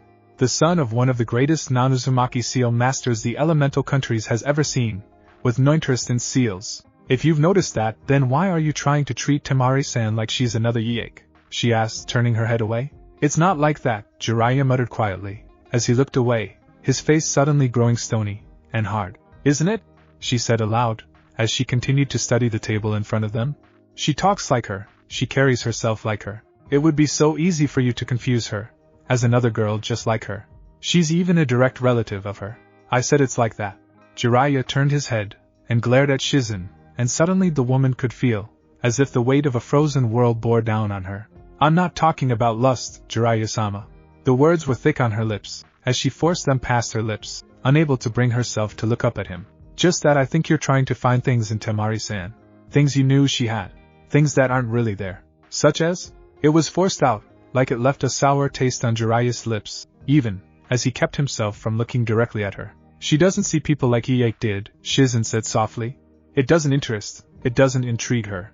It annoys and frustrates her. She just needs time, and practice, he insisted. Those his words were muttered half to himself, as if an already established argument. Do you really think so? Shizen's voice was filled with doubt, as she turned her head, and glanced at him for a moment. She doesn't really seem the type in all honesty. She just needs time, and practice, Jiraiya repeated, his voice straining to be as firm as it could be. That's all it is. She just needs time, and practice. She's not Yaek, just as he's not Minato-sama, nor Kushina-san, nor you, Jiraiya-sama, Shizen said softly, as she bowed her head. All I can do is humbly suggest to please try, and remember this. I know who he is.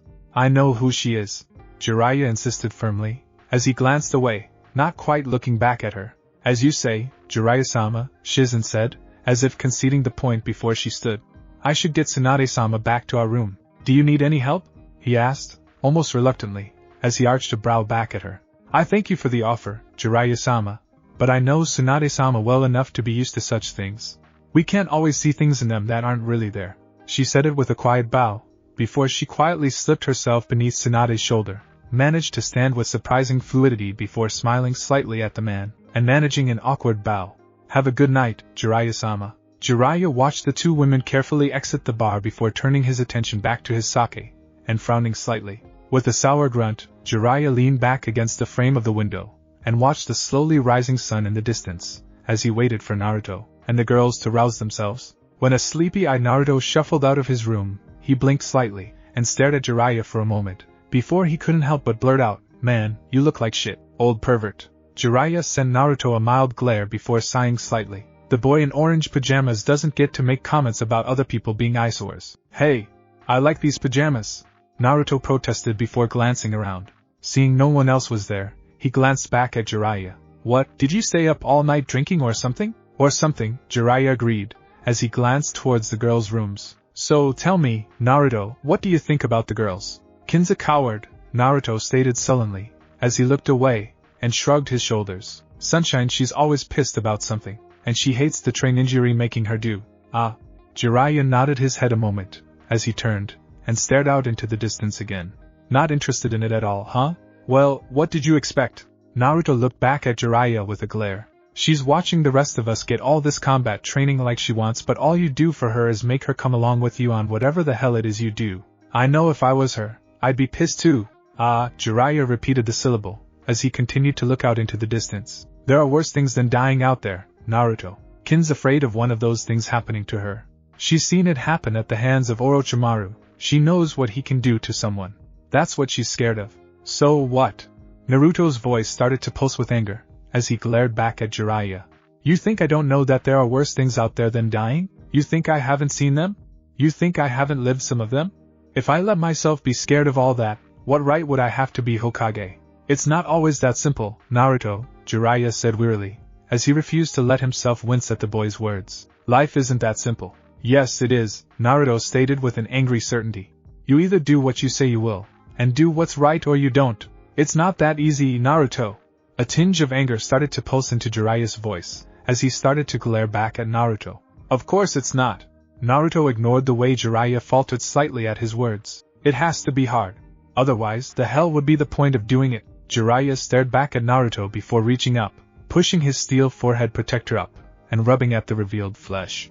I am too damn tired to try to follow that headache. Can't you two argue somewhere else?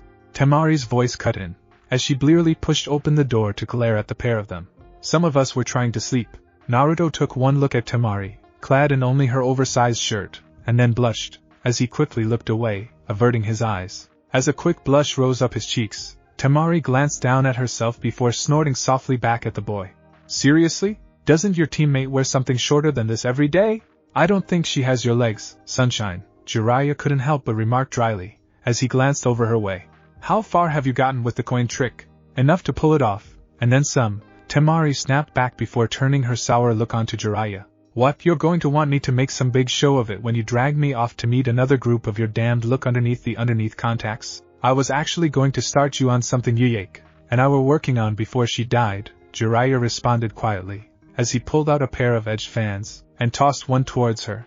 What, I'm supposed to wave it in front of my face while I fake being interested in what a bunch of corrupt idiots have to say? Temari asked sarcastically, as she glared back at Jiraiya. In response, Jiraiya arched a brow, and then snapped the fan he'd kept open.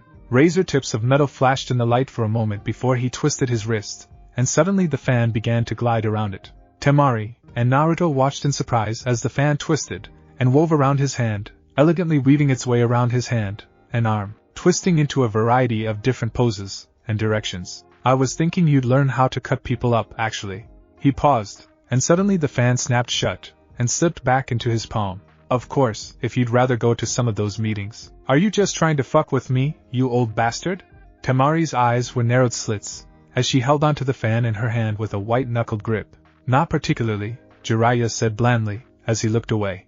It was simply pointed out to me recently that you have little to no interest in the things I wanted to teach you, and, as such, I should worry more about teaching you something you'd be more willing to dive into. That means no more of those boring, pointless meetings, right? The hope actually managed to break through the seemingly omnipresent cloud of gloom that had plagued Temari since she'd woken up from her match. Jiraiya sighed again, and nodded his head. Yes. I'm convinced to work with you on other things for now, at least. Temari deflated slightly at the qualifier but nonetheless squared her shoulders. Alright, fine. At least I can make something worthwhile out of this. Jiraiya sighed, and shook his head. Go ahead, and get dressed. He paused before he glanced at the still closed door. And go ahead, and drag her out of her bed. She probably doesn't want to get up, just so you know. Temari noted, as she started walking back into her room. So dump some ice water on her, Jiraiya said with a shrug. I'm not in the mood to let her lounge around whining her ass off. Temari suddenly grinned viciously, as she turned around, and shut the door to her room behind her. What are we going to do? Naruto glanced at Jiraiya, his eyes starting to shine, eagerly. We're going to start training. Jiraiya paused before jerking his thumb towards Naruto. You're going to go get Tsunadeheim, and Shizen, and get them to come join the rest of us. But why? Naruto half whined out, as he glared back at the man. Because I want her to look over the girls thoroughly, Jiraiya stated simply. No one's ever harmonized someone to a Jinchuriki's chakra before. I want to make sure there's nothing we might need to worry about. Fine. Naruto grunted sourly in acknowledgement. Kin's angry shriek filled the air before he could say anything else. I forgot their rooms were connected. Jiraiya paused for a moment, then shrugged. Next time Kin can dump the ice water on her. Sakura slowly closed the door to Sasuke's hospital room, and frowned slightly. Whatever Itachi had done to Sasuke, it had obviously been bad. She'd never seen Sasuke looking so thin, so frail, so delicate. She shook her head. It was just bad. Hey, you're that kid, Naruto's teammate, right, Sakura? Sakura blinked slightly, and turned her head to see the brown-haired girl smiling politely to her. Oh, hello? Tenten, right? Yup. Tenten quickly nodded her head in agreement. Is he around? I wanted to thank him for what he did to that Tsunade bitch. Not really. I went to look for him, but I'd been told he's on a mission. And since Kakashi-sensei and Sasuke-kun are here, Sakura shrugged helplessly. Yeah, I know the feeling, Tenten agreed with a wince. Both Lee and Niji are going to be out for a while. They're even talking about Lee never being a ninja again after what that bastard Gaara did to him. You've still got your sensei though, right? Sakura pointed out with a slight shrug of her shoulder. I mean, that's something, right? Have you not met Gai-sensei? Tenten asked incredulously before shuddering visibly. Would you want to spend that much time with him? Is he really that bad? Sakura blinked slightly, as she stared back at Tenten. I mean, I know Lee's a bit much, but Gai-sensei is just as bad, Tenten argued back with a shake of her head. I mean, it's always use this, or burning brightly that. Well, at least they're really good, right? Sakura offered lamely. Your team isn't exactly slouching, Tenten pointed out. I mean, Naruto made his opponent look like she was an academy student facing A, and Sasuke managed to do more damage to Gaara than even Niji did. Sakura nodded her head quietly in agreement before frowning, as she wrapped her arms about herself. Everyone's just so strong. Shaking her head, she sighed bitterly. And I'm the weakest. Tenten paused a moment, before shifting uncomfortably, as she tried to think of something to say before perking up lightly. Well, you tied that other girl, right? Well, yes, Sakura admitted with a slow nod of her head.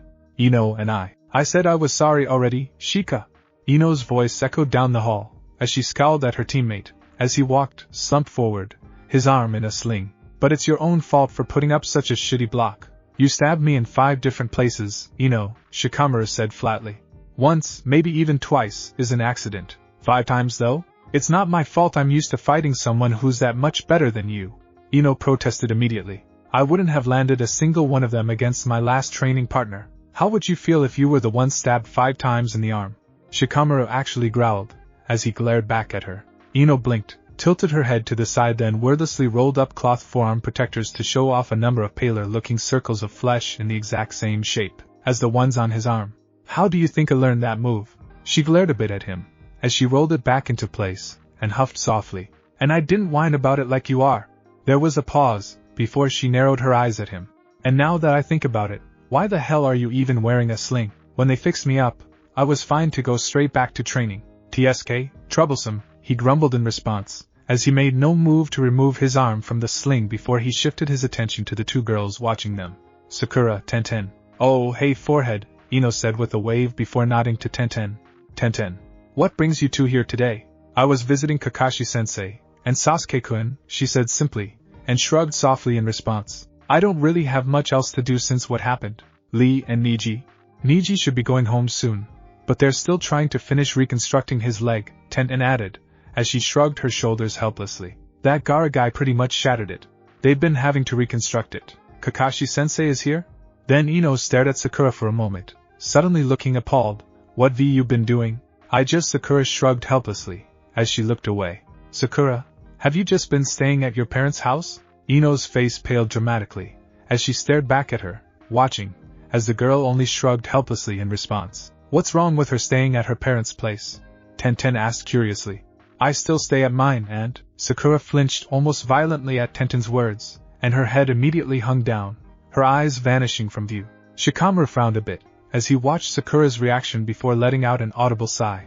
Troublesome invasion? Sakura nodded wordlessly in response. Next to her, Tenten frowned a moment, as she glanced back at Shikamaru. What does the invasion have to do? There was a pause before she finally noticed the way Sakura was reacting, and her hand lifted to her mouth. They were? The sound Nin were targeting civilians, Sakura said with a quiet shrug. They were civilians. Okay, no way this is going to keep up, Ino stated simply, as she grabbed hold of Sakura's arm, and started walking towards the door. Come on, we're going to go find a crazy lady, she'll know what to do. But Sakura started to protest, as she was bodily hauled off by Ino. I'm fine. No buts, Ino stated firmly before calling back over her shoulder. And Shika, if you even think about showing up to practice with that fake sling tomorrow, I'm going to be giving you more holes in even more troublesome places. Damn it, he muttered sourly, his shoulders slumping further in defeat. I hate Naruto. What the hell does Naruto have to do with that? Tenten couldn't help but ask. Because if it wasn't for him, she wouldn't know what she was missing, he stated flatly with a sigh and a grumble, as he removed his sling. Anko blinked slightly, as she glanced from Ino to Sakura, and then back, as she leaned back against one of the many trees that surrounded the training ground she'd been found at. Well, it really sucks, but what do you expect me to do about it? Isn't there something that can be done? I mean, she's got nothing to do, no one to assign her anything, she's just sitting at home or at the hospital. That can't be right, Ino protested, as Sakura shrank down in response. Well, currently there's no Hokage, and that means oversight is a bit off on these kinds of things. Everything is kind of up in the air if it wasn't already in place, Anko responded, as she lightly tilted her head in thought. Though I do know someone who could use an assistant. What kind of assistant? Sakura asked quietly, as she watched Anko cautiously. Oh, the kind to hold the thumb screws while he's too busy with the red-hot kunai, Anko said dismissively. What? Sakura's eyes widened in disbelief. Well, most of his paperwork is way above your pay grade, Anko said simply.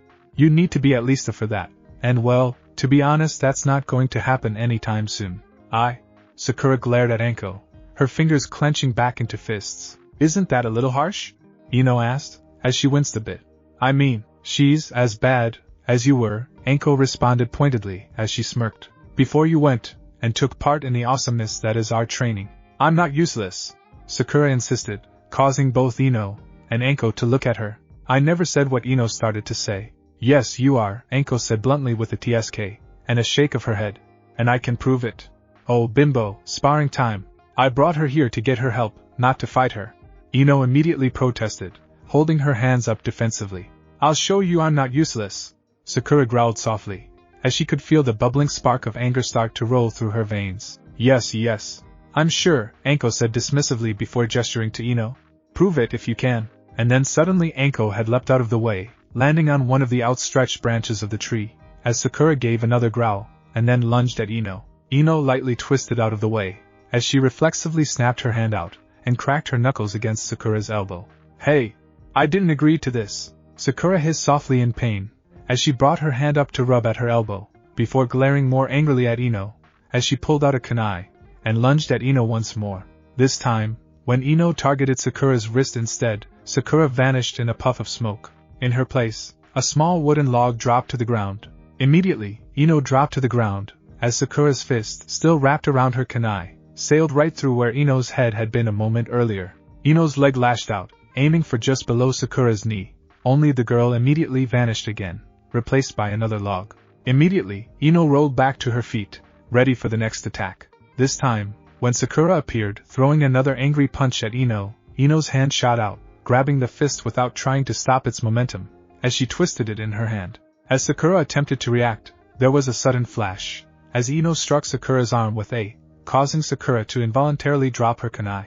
Then she tried to kick Ino away, only Ino twisted inside her guard. Sakura's leg hit empty air, as Ino's knee drove up into her stomach. As Sakura fought against the sudden need to recover her breath, she barely noticed Ino releasing her fist, and driving her elbow into the back of her head, sending her face first into the dirt. Damn it! I said I didn't want to do this, Ino whined softly, as she quickly put some distance between herself and Sakura. Yes, but I wanted some amusement, Anko said brightly, as Sakura was picking herself up from the ground, and glaring at Ino, as she pulled them out of her arm. Though not nearly as entertaining as you and bitch going at it, bimbo. I really hate that, Ino started with a growl, as she glared back at Anko. And until you reach at least the specialist, you are undeserving of anything better. Anko responded with an unrepentant grin on her lips. Ino growled softly, as she suddenly twisted out of the way of Sakura's sudden kick. Damn it, forehead! Give it a rest! No! I told you I'm not useless! I won't be useless! Sakura almost screamed out the words, as her green eyes seemed on fire. A little help here? Ino half demanded, as she twisted out of the way of one of Sakura's attacks, and shoved her into the girl's other arm. Damn it, forehead! This is supposed to be a sparring match. I won't be useless! Sakura repeated, ignoring the still sticking out of her arm, as she smashed her hand into the ground trying to hit Ino. Never again. Huh, that's one major anger issue, Anko noted clinically, as she lightly tapped her lower lip with the ring of her kunai. Or several all bursting at once. I'll have to see what Ibiki thinks. Are you just going to let her try to tear me to pieces? Ino half screamed shrilly, as she quickly backpedaled away. If you'd stop panicking, and actually focus on your little match, you wouldn't need any help, Anko pointed out lazily, as she flipped her kunai over, and casually began to clean under her nails. So either be a scared little rabbit, and let her maul you, or show you've got some of that boar in you after all. Ino glared back at Anko for a moment before she shifted out of the way of a wild cross from Sakura, only to have the tip of the still stuck in Sakura's arm scratch across her chest. It dug into the fabric, and caught her skin, as it ripped a tear into the clothing. As it was pulled back, Ino could see how it had torn the wound in Sakura's arm from a neat hole into a much more ragged wound. A wound Sakura seemed to be completely ignoring, as she twisted around towards her again. Oh, screw this! Ino hissed out, as she grabbed hold of the bloody, and planted her foot, as she twisted her body forward, and used her elbow to force Sakura's wrist back towards her body. As Sakura's hand smashed into her own nose with an eye-watering crack, Ino had ripped the loosened out of her arm. Ino's body kept up the spin of her momentum, her other arm rising, elbow smashing into Sakura's ear. Then, as she stumbled, eyes watered, head spinning, Sakura vaguely felt the way though was slammed down into her calf. Still spinning, Ino kicked in the back of Sakura's knee, forcing the girl to drop reflexively, as the other end broke into her thigh.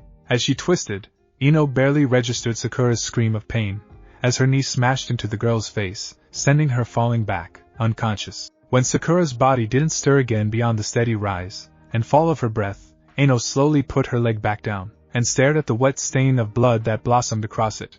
She took a slow, greedy breath, and then let it out. Immediately after she whirled around, and pointed a finger accusingly at Anko. God damn it! You could have stopped that. Yeah, and? Anko shrugged her shoulders a bit, as she appeared over Sakura, and started to check the girl out. And? I just beat the hell out of my best friend. Ino growled back at Anko. She wasn't really giving you much of a choice, Anko responded pointedly. You avoided making any kind of attacks that a basic mednin can't fix. Hell, Kurenai and I have done way worse to each other. I've still got this really cool, crescent-shaped scar right on my ass from where she... I do not need to know that, Ino protested with a bright, crimson blush. The only really tricky thing is to find a mednin fast enough who's got the skills, and the spare chakra to heal things up properly without scarring up, Anko continued, as she picked up Sakura, and lightly cradled her in her arms. You see, you leave it to field medicine for a day or so? Unless you get Tsunade-sama herself feeling generous, you're going to be stuck with a scar. Then that's why Daddy, and that guy from the first stage have those, Ino said in realization, her eyes widening slowly. Yup, why do you think we pushed you so hard while you're still just training in the village? You know, where we have a nice, healthy supply of medicnin on hand? Anko shrugged her shoulders. Speaking of which, come on, let's get your little friend taken care of. She's going to need some serious help. Ino paused, staring back at where Anko had already started to move towards the hospital faster than simply walking. Hey, wait up, Sakura groaned softly, as she slowly regained consciousness. Looking clearly around the room, a part of her mind absently noticed she was in the hospital. The rest of her mind rapidly lurched forward with her body, as she sat up. She immediately regretted it, as the whole room seemed to spin. Sit down already, you lost enough blood when you carelessly ripped those around in your arms. A hard, gruff, and more than a little irritated, and definitely male voice noted. Apparently, from what Anko tells me, you have a bit of an anger problem. She lay back down, letting her swimming head rest against the comfort of the pillow.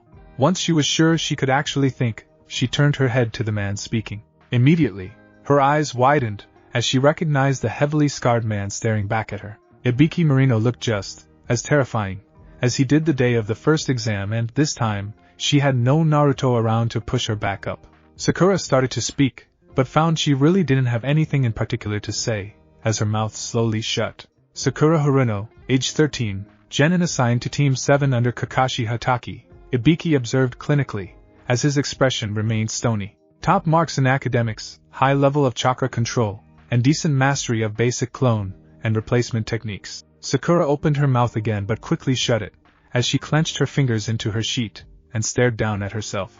Recently lost both parents to Soundnin under the command of Orochimaru, and, with both your sensei incapacitated, and your teammates unavailable, And the issue of most oversight being tied up until a new Hokage is appointed. You've been living in your parents' home, on your own, doing nothing except visiting your incapacitated teammates. Ibiki paused for a moment, before tilting his head to the side. Was there anything you wanted to add to that? I won't be useless anymore, Sakura repeated the words softly, as she stared down at her hands. As you said when you apparently attempted to do grievous harm to one Ino Yamanaka during what was supposed to be a sparring match, he said simply, as he arched a brow back at her. Who is also reportedly your best friend. The lady with her, she just said it, and that I should prove it, she said softly, her head hung. And all I could see was proving her wrong. Not that I could. The bitterness in her voice made Ibiki arch a brow back at her. You expected to? Ino, and I tied up just over a month ago.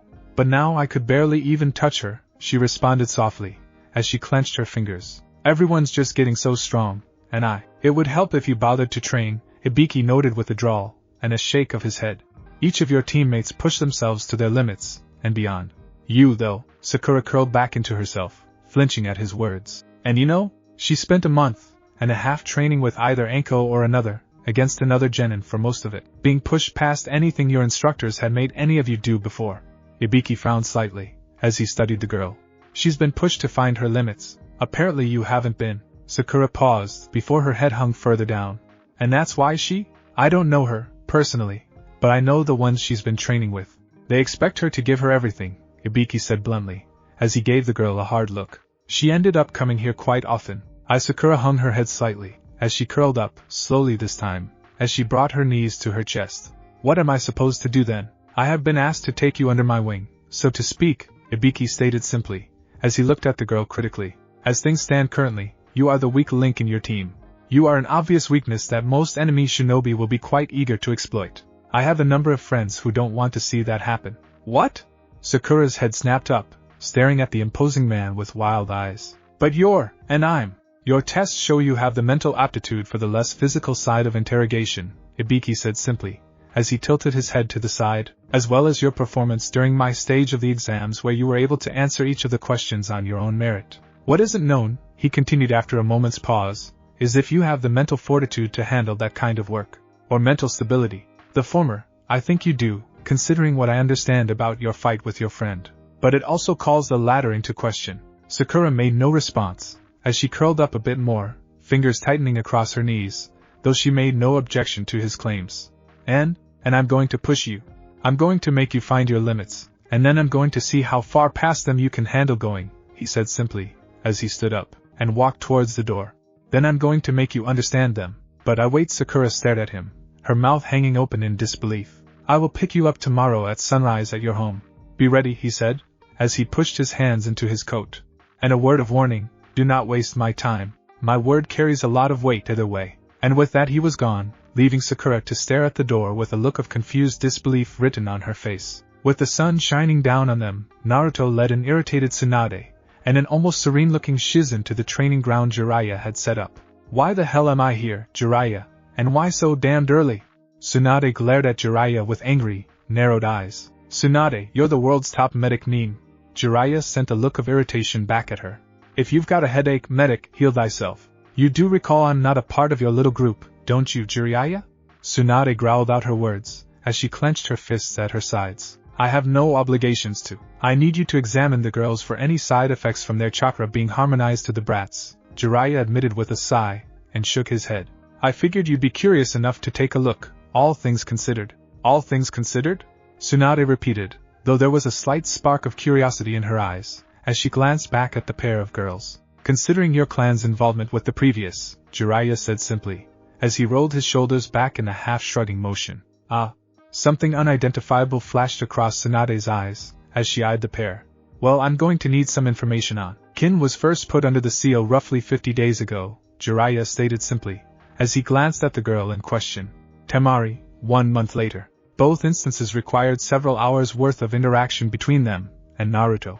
In Temari's case, Kin entered a kind of trance-like state along with Naruto, and Temari.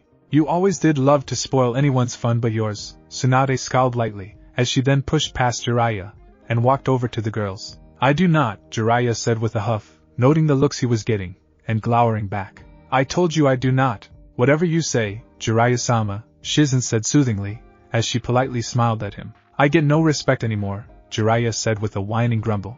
You never got respect, Jiraiya. Tsunade shot back over her shoulder even, as she began to examine a squawking kin. I did too. Minato respected me. Jiraiya protested again, and glared at Tsunade. Minato doesn't count, she said flatly, as she gave him a look over her shoulder. That man was a goddamn saint to have put up with what he did from you. He was Hokage. Of course he counts, he protested, vocally, as he grumbled back. Just goes to prove how screwed up in the head he was, wanting that job, she said back with a glare. Tsunade-sama, Jiraiya-sama, Shizen said gently, as she arched a brow at the pair. Would the two of you prefer to adjourn to a more private setting? I'm sure the rest of us would completely understand. Immediately both turned, and glared at the woman, who kept her smile lightly plastered on her lips, as she pretended to ignore the slight tinge of red on both their cheeks. While they turned their heads away, Shizen smiled brightly at the pair, and nodded her head. In that case, perhaps it would be best to do something productive? I'm sure you'll have plenty of energy for one of your usual discussions tonight. How much euphemism do you actually mean in that? Temari couldn't help but murmur softly to Shizen, as she glanced at the still smiling woman. Tsunade-sama, and Jiraiya-sama? Shizen tilted her head to the side before lifting up the pig in her arms. Taunton will fly under her own power before that happens. Damn straight, Tsunade agreed with a fierce nod of her head. What would I want with a perverted reprobate like him? What would I want with a drunken, drowning and deadbeat? Jiraiya asked flatly without skipping a beat the moment Tsunade's mouth shut. Naruto frowned, as he looked at the pair who seemed almost to the point of full-out combat, and a flash of irritation rolled over his eyes. Following that was a sudden pulse of chakra-infused wind that tore a furrow in the ground between them. When everyone turned, and blinked at him, he just glared back before stalking off, as a swarm of clones popped into existence around him. I think Naruto-kun's a bit upset, Shizen noted dryly, as she tilted her head to the side. Perhaps it would be better to save all the arguing for later? Damn show-off, Tsunade muttered sourly, as she lightly glared at Naruto's back, before huffing softly, and grabbing both Temari's and Kin's collars. Shizen, go check on the brat. I'll deal with these two. Of course, Tsunade-sama. Shizen bowed her head, before frowning slightly, as she listened to the strangled sounds both girls were making. Don't worry, she'll only strangle you a little bit. She paused, glancing at Tsunade's face before quickly amending her statement. I hope. Kin and Temari did not look reassured. Naruto let off a quiet growl of frustration, as he dug his fingers into the jacket of his clone. The clone grimaced before exploding into smoke, as claws of wind tore into his chest. He didn't even grunt, as the memories poured into him of the sudden flash of pain entered his mind. He hissed softly, as he felt the sudden impact of one of his clones smashing his foot into his side, making his ribs groan slightly in protest. Immediately he moved to cut the leg away, only the clone was dancing out of the way, followed by another clone lashing out with claws of its own straight towards his arm. The air screamed, as he caught the claws with his own, the blades of wind chakra grinding against each other, as the air coiled, and twisted in streams of distortion. Then he could feel his body folding forward, as a solid kick crashed into his stomach. As he was forced to release a sudden eruption of breath, his control faltered. He barely had time to twist out of the way of the first clone's claws, as they left a trio of cuts on his cheek, and sent a few blonde hairs flying. As he attempted to force himself to straighten, and back away, another clone's foot slammed into his cheek, making his world spin. Then he could feel another kick to his side, and a punch to his jaw. More, and more blows followed, some of which he managed to block, and deflect, the majority of them making their way past his guard. When one of the clones kicked him in the shin, he finally blurted out, enough. Instantly the blows stopped, and the clones backed off. One of the clones nervously scratched the back of his head, and crouched down, looking at the panting and groaning Naruto. You okay, boss? He got an unstable smashing into his face, and exploding for his trouble. Naruto himself flew back onto his back from the technique, and groaned softly, as he closed his eyes, as the clone's memories fed themselves to him. As they settled into place, he just let out a soft groan of satisfaction. So, totally worth it. We'd really prefer to not be dispelled that way, boss. So the clones looked at one another, before nodding in agreement, as suddenly they all exploded in puffs of smoke in unison. Naruto groaned softly, as he was suddenly hit with a small headache worthy of memories. Damned bastards. What does that say about you then, Naruto-kun? Shizen asked, a touch of amusement in her voice before she stared softly, and looked him over critically. You really should take better care of yourself. I'm fine, he said simply, and rolled his shoulders back, as he took a slow, deep breath. Just give me a minute. Are you sure? Some of those cuts could get infected, she said politely, as she gestured to his face. Nah, I don't get those things. Naruto waved his hand dismissively, as he slowly sat up and looked back at Shizen. Just give me a sec. But Shizen frowned slightly, as she stared at Naruto, before her eyes widened, as for a moment, a harsh, crimson chakra poured over his body. Before her eyes she could see the way his cuts closed themselves, his bruises faded, and his scrapes healed. Then, just as quickly as it was there, it vanished again, just as a startled oath screamed through the air. What the hell? Shizen was broken away from her staring, as she immediately glanced back in the direction the yell had come from. In Naruto-kun, when do you access the girls? Yeah? Naruto slowly nodded his head, confusion written on his face. Why? Oh dear, Shizen said, as she put her hand over her mouth. That might be you. Tsunade suddenly burst into the area, her eyes burning, as she thrust her finger at Naruto. Naruto blinked a moment, staring owlishly back at her. Me? Yes, you. Tsunade growled, as she glared at him. What the hell were you thinking? Accessing that? While I was in the middle of examining them? What? Naruto blinked again, looking at Shizen in confusion. The red stuff, Shizen explained quickly. Was that bad? He asked curiously, as he seemed to be ignoring Tsunade entirely. Well, it would throw off all her readings, and make it so she probably has to start over from scratch, she agreed with a nod of her head. And Tsunade-sama tends to not be very happy about those kinds of interruptions. Its demonic chakra suddenly flooding through a non-Jinchuriki system. Tsunade glared at Shizen. I'd like to see how you would have reacted. Of course, Tsunade-sama, Shizen said quickly, as she nodded her head before glancing back at Naruto. Apparently she was a bit startled. Naruto-kun. Oh, could you tell her I'm sorry then? Naruto asked vaguely, as he scratched the back of his head. I'm standing right here. Tsunade turned her attention back to Naruto, as her glare spiked in intensity. And I think she would appreciate it more if you apologized to her. Shizen noted carefully, as she saw the slightest twitch beginning to grow in Tsunade's eye. Whatever gave you that idea, Shizen? Tsunade said with a hiss of anger, her eyes slit, as they glared back at her. The eye twitch, and the vein on your forehead maybe? Naruto offered after a moment, before shrugging a bit when Tsunade's glare turned back onto him. You asked? What on earth possessed you to think it would be a good idea to start using that while I was in the middle of examining them? Tsunade immediately growled out. Even the most basic of medical training would. Do I look like a medic neen? Naruto cut in, as he stared back at Tsunade. Obviously not, Tsunade stated simply with a grunt. Then why the hell do you expect me to know this? Naruto snapped back, as he glared at Tsunade. Did the part about basic medical training fly over your head? Tsunade responded with a glare. Excuse me, but they didn't even start to cover or not use demonic chakra during medical exams during the academy. Naruto snapped back with a growing glare. Why the hell would I know any of that? You're a, she said through gritted teeth. I didn't even know I was one until the night I graduated from the academy. Shizen looked from one glaring blonde to the other glaring blonde, and sighed softly, as her shoulders slumped. Tsunade-sama, I think it's safe to say Naruto-kun didn't mean to cause a problem. He honestly didn't know it would cause a problem. Yeah, he agreed with an angry glare. Naruto-kun, Tsunade-sama are trying to make sure the girls are going to be fine with everything that's happening. You do want to make sure they're going to be fine, don't you? Naruto turned a glare onto Shizen before turning, and just storming off again. Don't you? Shizen repeated the question, as the boy walked away, a note of uncertainty in her voice. Tsunade looked at the boys retreating back, and shook her head, as she ruthlessly crushed the urge to chase after him. He wasn't her little brother. He wasn't Dan. He wasn't her grandmother. He was just a punk kid who she shared a clan with, and who happened to have things in common with those important people in her life. It was all just one twisted little coincidence. That was all. She affirmed that to herself, as she couldn't help but look one more time. She'd believe it soon enough, she was sure. The pulsing whine of a tore into the tree once, then again.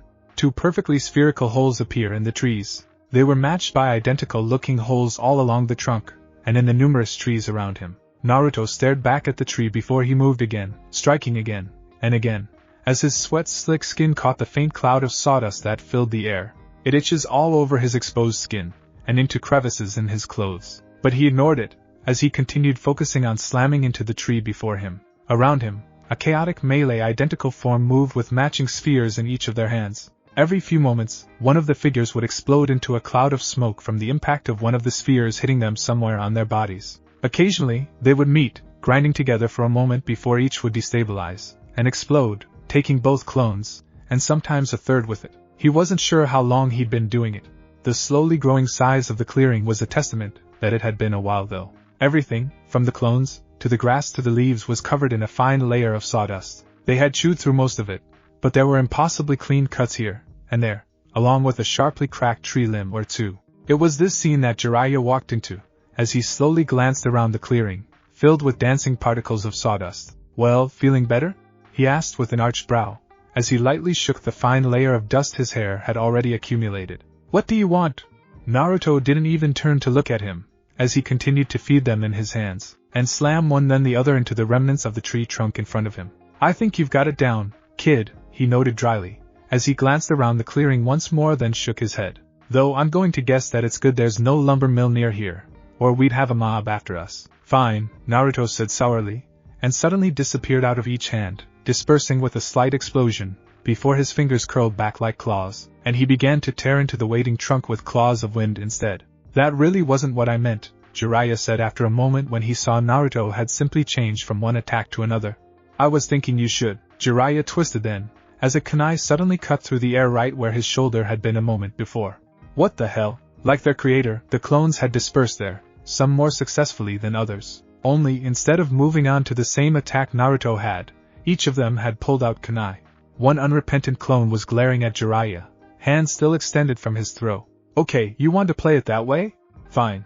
Jiraiya cracked his head to the side, then flicked his hands through a series of signs, then slammed his hand against the ground. Most of the clones reacted quickly enough to put some distance away from the rapidly spreading wave of soft, swamp-like earth. Only those who had landed back on Earth quickly fell victim to the spreading technique, as it moved faster than they could escape.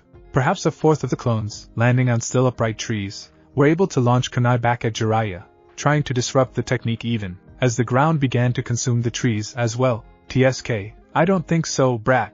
Immediately Jiraiya was enfolded in a covering of his long white hair, hardened like steel, as the kunai bounced off the suddenly sharp, spiked surface. "I'm not some random person. I'm not some half-crazed missing nin.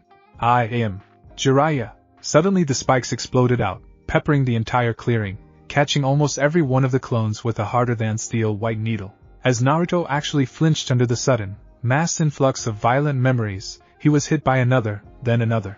Each clone that had managed to avoid the spikes found themselves hit by hard, staggering blows that forced them to explode and disperse. When the last of the clones exploded beneath Jiraiya's heavy sandals directly behind Naruto, he continued, as he slid into a classic kabuki pose. "I am the gallant toad sage of MT Mayaboku. I'm not some little bit player, here to dispense a few lines, and then vanish into the background." And Naruto demonstrated that he wasn't the same little genin he'd been only a few months ago. Immediately, he was twisting around, kunai flashing straight towards Jiraiya, as a sudden expulsion of wind chakra onto the remains of a log in front of him sent a stream of sawdust towards Jiraiya's face. Only Jiraiya wasn't there to catch it. A simple replacement put Jiraiya directly in Naruto's side path. Before Naruto could fully react, Jiraiya's fist smashed into his cheek, as the tearing blades of wind instinctively formed on Jiraiya while Naruto was propelled backwards. Another log replaced him. Before the suddenly segmented log could land in its fractured state, Jiraiya was again behind Naruto, grabbing him by his collar, and moving to throw him into one of the still standing trees. Naruto reacted, grabbing onto Jiraiya's arm with his hands, latching on with chakra just as Jiraiya released his throw. Angrily, he twisted his body, trying to pull Jiraiya's arm back, continuing the momentum, as he released one hand, and immediately formed in it. Then suddenly it was like Jiraiya's arm was coated by oil, and Naruto lost his grip. As Naruto flew away from him, Jiraiya's hands flashed through a series of seals, and suddenly a stream of fire followed him. Naruto's eyes widened, as he instinctively tried to bring his usual defense up. As the hard edge of wind chakra met the fire suddenly seemed to explode in strength. Feeding on the wind, the fire leaped around Naruto, surrounding him, making his sweat-soaked skin burn, as the heat poured onto him. As the flames flowed around him, hotter and faster with each passing beat of his rapidly pounding heart, he gritted his teeth and glared back at the flames. Fire was Sasuke's favorite element. Fire was Konoha's favorite element. He wouldn't lose. Naruto gritted his teeth and clenched his jaw as, suddenly, the air seemed to thicken around him. For a moment the heat spiked even hotter, driving the boy to sway, almost faltering to his knees, before he narrowed his eyes and pushed harder. As the heat beat on him, as it weighed on him, heavier and heavier, trying to drive him to fall, he suddenly, wordlessly screamed out in defiance. And in response, suddenly, the thick, heavy air exploded with a ripping scream, as it suddenly grabbed hold of the flames and, in an instant, fed them into that razor edge, and a thin blade of superheated air shot forward, leaving a trail of burning earth and wood in its wake. "And who the hell do you think I am?" Naruto suddenly burst out, as he swayed on his feet, sweat burning his eyes, as he focused his suddenly blurry eyes on Jiraiya. "I am Naruto Uzumaki. I'm not going to run away, I'm not going to cower, and I'm not going to cry out in fear. I'm going to take on everything thrown at me. I won't stop. I won't give up." Naruto planted his feet, as deeply as he could, and jabbed his finger at the man. "I'll take whatever you throw at me, and I'll throw it right back." Then Jiraiya first met his face again, and he was sent flying back again. His whole world exploded into a rolling wave of vertigo, his fingers digging into burnt earth. Shakily, he planted his foot on the ground, as he forced his mind to accept just which direction down was. Jiraiya hit him again, then again. He couldn't bring his hands up fast enough to catch the blows. He couldn't even see them coming. The air didn't even seem to move until Jiraiya's fist was just about to land, giving him just enough time to turn into the blow before it sent him flying again. When he landed again, in charred, blackened earth, his limbs felt like hot, bubbling lead. They screamed out at him, as he forced them to move. His stomach twisted and churned before suddenly he could feel a dry, hacking forcing the foul, acrid taste of bile into his mouth. A moment later, Jiraiya's wooden sandal had knocked him onto his back, as he struggled to push himself up and back to his feet. "I know who Naruto Uzumaki is. But you're confusing who you are with who you want to be, maybe even who you will be. But either way, you aren't even close to there right now. Right now you aren't Naruto Uzumaki, feared, loved, and guardian shinobi of Konoha. Right now you're just Naruto, with a few cool little tricks up your sleeve. Right now you're just a little minnow that's been thrown into a sea of sharks all looking to make a meal out of you." Naruto couldn't quite form the words to respond back to him, as he noisily continued to cough and heave, rolling onto his side, as he struggled to calm his still churning, empty stomach. "But I will tell you the truth about what makes a shinobi truly great," Jiraiya said, as he crouched down, hovering over Naruto. "It isn't an amazing and powerful technique. It isn't great fighting skills, or impossible aim.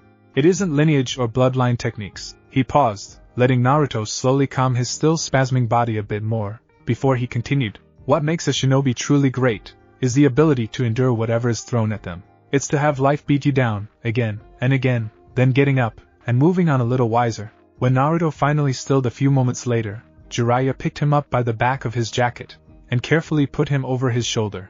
"Figure that out, and nothing will stop you in the end." Kin opened her mouth to say something before shutting it and shaking her head. "You know what? Never mind. I know no matter what, you're going to say something about his attitude or training or who knows what. He started it, actually," Jiraiya stated simply before lightly settling Naruto down onto the soft grass. "You should see what he did to his little training ground. Somehow even came up with a way to turn a fireball eating away at that defense of his back into an attack." Tsunade slowly looked up from where she had been hovering over an irritated Temari, who was continuously twisting her arm and wrist, as the fan flowed around arm and wrist. Her brow furrowed, as she twisted her wrist, catching the fan and slapping it shut. Then it fell to the ground, and she cursed softly. "Stop squirming so much," Tsunade chided lightly, as she lightly pushed him back down. "You're not going to just magically pick it up. You don't have the control for that." Temari's scowl immediately deepened. Nearby, Kin allowed a brief, triumphant smirk to crease her lips. Unfortunately, Tsunade saw it. "Oh, don't look so smug, little Miss High and Mighty. Your control is on a whole other level of bad compared to hers," Tsunade said with a smirk of her own. Kin immediately scowled, as she clutched at the leaf she still hadn't made much progress on disintegrating in the last few days. Then her eyes glanced over at the small group of clones working on doing the same. Her scowl only deepened from there. "How come he makes it look so easy?" Kin demanded quietly, as she sent a slight look at the still prone Naruto, as Shizen was slowly running her glowing green hands over him. "Because he's been like this his whole life," Tsunade said absently, as she continued to skim Temari. "Of course he's going to be able to handle it better. Have you even bothered to try and relearn your chakra control exercises yet?" Aiken opened her mouth to answer, before she turned around and glared at Jiraiya. "Why didn't you tell me I needed to learn everything all over again? Because I'm not a highly trained and legendary medic who knows and understands that stuff?" Jiraiya responded flatly with a shrug of his shoulders. "Why do you think I had her check you out?" But Kin groaned softly and hung her head with a scowl. "Fine." As Kin stood up and walked over to her group of clones, Jiraiya shook his head and looked back over at Shizen. "How's he doing?" The heat exposure is subsiding faster than I'd imagined. The same with the bruises. Shizun frowned slightly. Is this the power of the Kyuubi? Jiraiya shrugged simply. Don't know. I don't think either Mito-sama nor Kushina-chan ever healed this fast, but neither of them had the sealing done when they were born. Neither of them had a mother like he did, either, Tsunade said simply, as she continued to examine Temari for a moment longer before nodding her head. There, now you can get back to trying to play with your fans. Ignoring the growl Temari sent her way, Tsunade stood up, then walked over to the still unmoving Naruto. So, what did you do to the brat, you old pervert? I simply needed to ensure he learned a valuable lesson, he said simply, as Tsunade eyed him warily, and brought her own hand down, and began to examine the boy. What the hell is this? Tsunade started a moment before she ripped her eyes up towards Jiraiya. Who the hell has this brat been training with? That idiot guy? HM? No. Jiraiya shook his head, arching a brow at her lightly. Why? His bones are too dense for normal training at his age, she frowned slightly, as she continued to run her hand over him. But that doesn't make sense, they shouldn't, but they are. Mind speaking plainly for those of us not living in your head, princess? He asked with a small touch of sarcasm in his voice. Like I'd ever let you near it, she responded flatly without even a moment's hesitation. Believe me, princess, I've had enough trouble trying to follow your line of thinking for years. I gave up trying to figure out why you do what you do decades ago, Jiraiya said flatly. So what does it mean? Even with his healing factor, he'd have to be training himself into the ground, repeatedly, in order to have this kind of bone density, she said, ignoring the barb in his voice. What kind of teacher pushes their students that hard? Jiraiya glanced away for a moment, before rolling his shoulders into a shrug. Not the brats. If he's been training that much, it's because he did it on his own up until those exams when he got some help from Anko and her friends. Anko? Tsunade frowned slightly at the name, brow knit into a frown. What does Dango have to do with it? Anko, as in Orochi's Anko, he said in a clarification. You know, the apprentice he slapped that twisted little creation of his own, and then abandoned? Ah. Tsunade's face twisted sourly, and she shook his head, as she resumed studying the boy. His chakra coils are quite interesting. There's a definite bleed-off, but there's no ruptures, and the chakra signature matches the ones I found in the girls. I am such a genius, Jiraiya chortled softly, as he rubbed his hands together. Oh, shut up, and stop being so smug about how lucky you got. I know you didn't mean to use the seals as a filter to bleed out the toxicity of its chakra, she stated simply, and shook her head. I see you decided to put the little brat in his place. Quite hard it looks. She was smirking smugly, as she said, taking a visible satisfaction from the fact, as she took over healing from Shizun. I'd say I'm surprised at your pettiness, but Jiraiya shook his head, ignoring the slight glare Tsunade sent his way. Feel up to do some actual training, or do you want to go back to drowning in sake? Please, are you looking to end up in the hospital again, old man? Tsunade's lips held a light smirk, as she arched a brow back at him. Like I have something to worry about from an old boozehound like you, Jiraiya said back without missing a beat.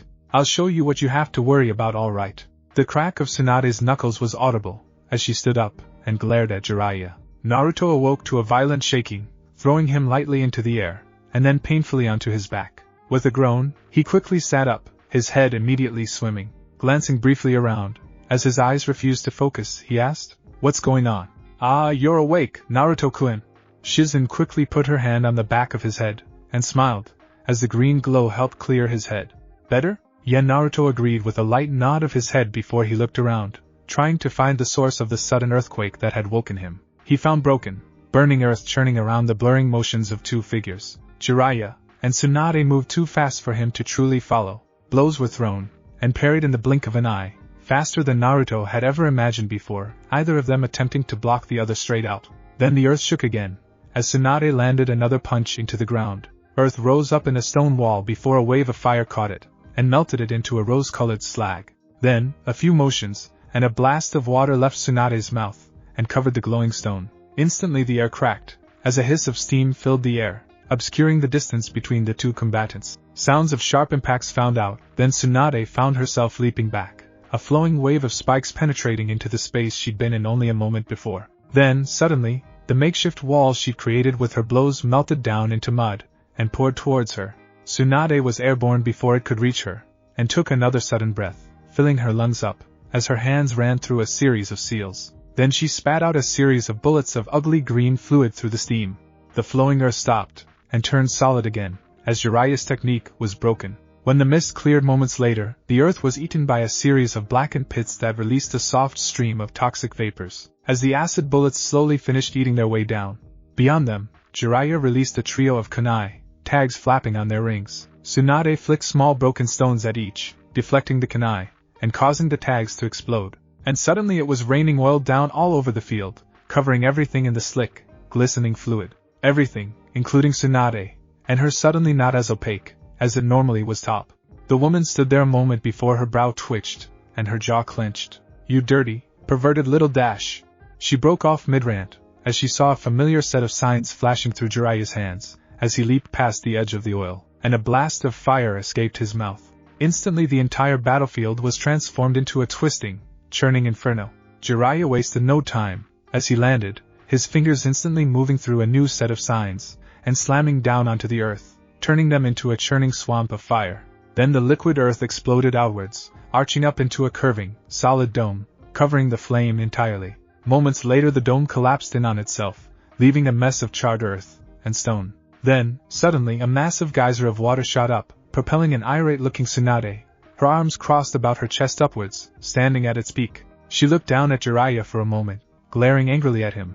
Then she made a series of signs of her own, and flipped backwards. As she descended, her hands came together, fingers pointed like a gun towards Jiraiya, and suddenly the geyser began to shoot out, breaking into a multitude of whirling scythe-like blades. A wall of stone and earth rose up between Jiraiya and the incoming onslaught before it was worn away into rubble in seconds. When it fell, he was nowhere to be seen. Still the blades fell, earth was carved up, and turned to mud everywhere the blades could reach, as Tsunade landed.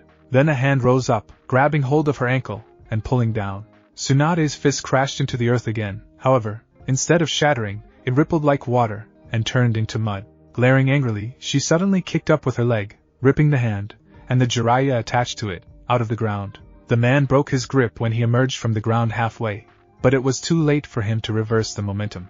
Viciously bending backwards, Tsunade cartwheeled into a snapping kick that propelled Jiraiya up into the air. As he arched back, she spit an acid bullet, as she finished completing her cartwheel straight towards the flying form, only dispersing into a puff of smoke before it could impact. Then Jiraiya erupted from the earth behind her, hands filled with swirling, as he swung at her head. She ducked, just inching out of the way of the first sphere, as a few errant strands of hair were tugged out of her head, and turned to dust in the attack. Then she was twisting about, using her arm to catch him, and force his follow-up backhand to slide harmlessly up over her head. Her cheeks puffed, as he came full circle, before blasting out a stream of steaming acid.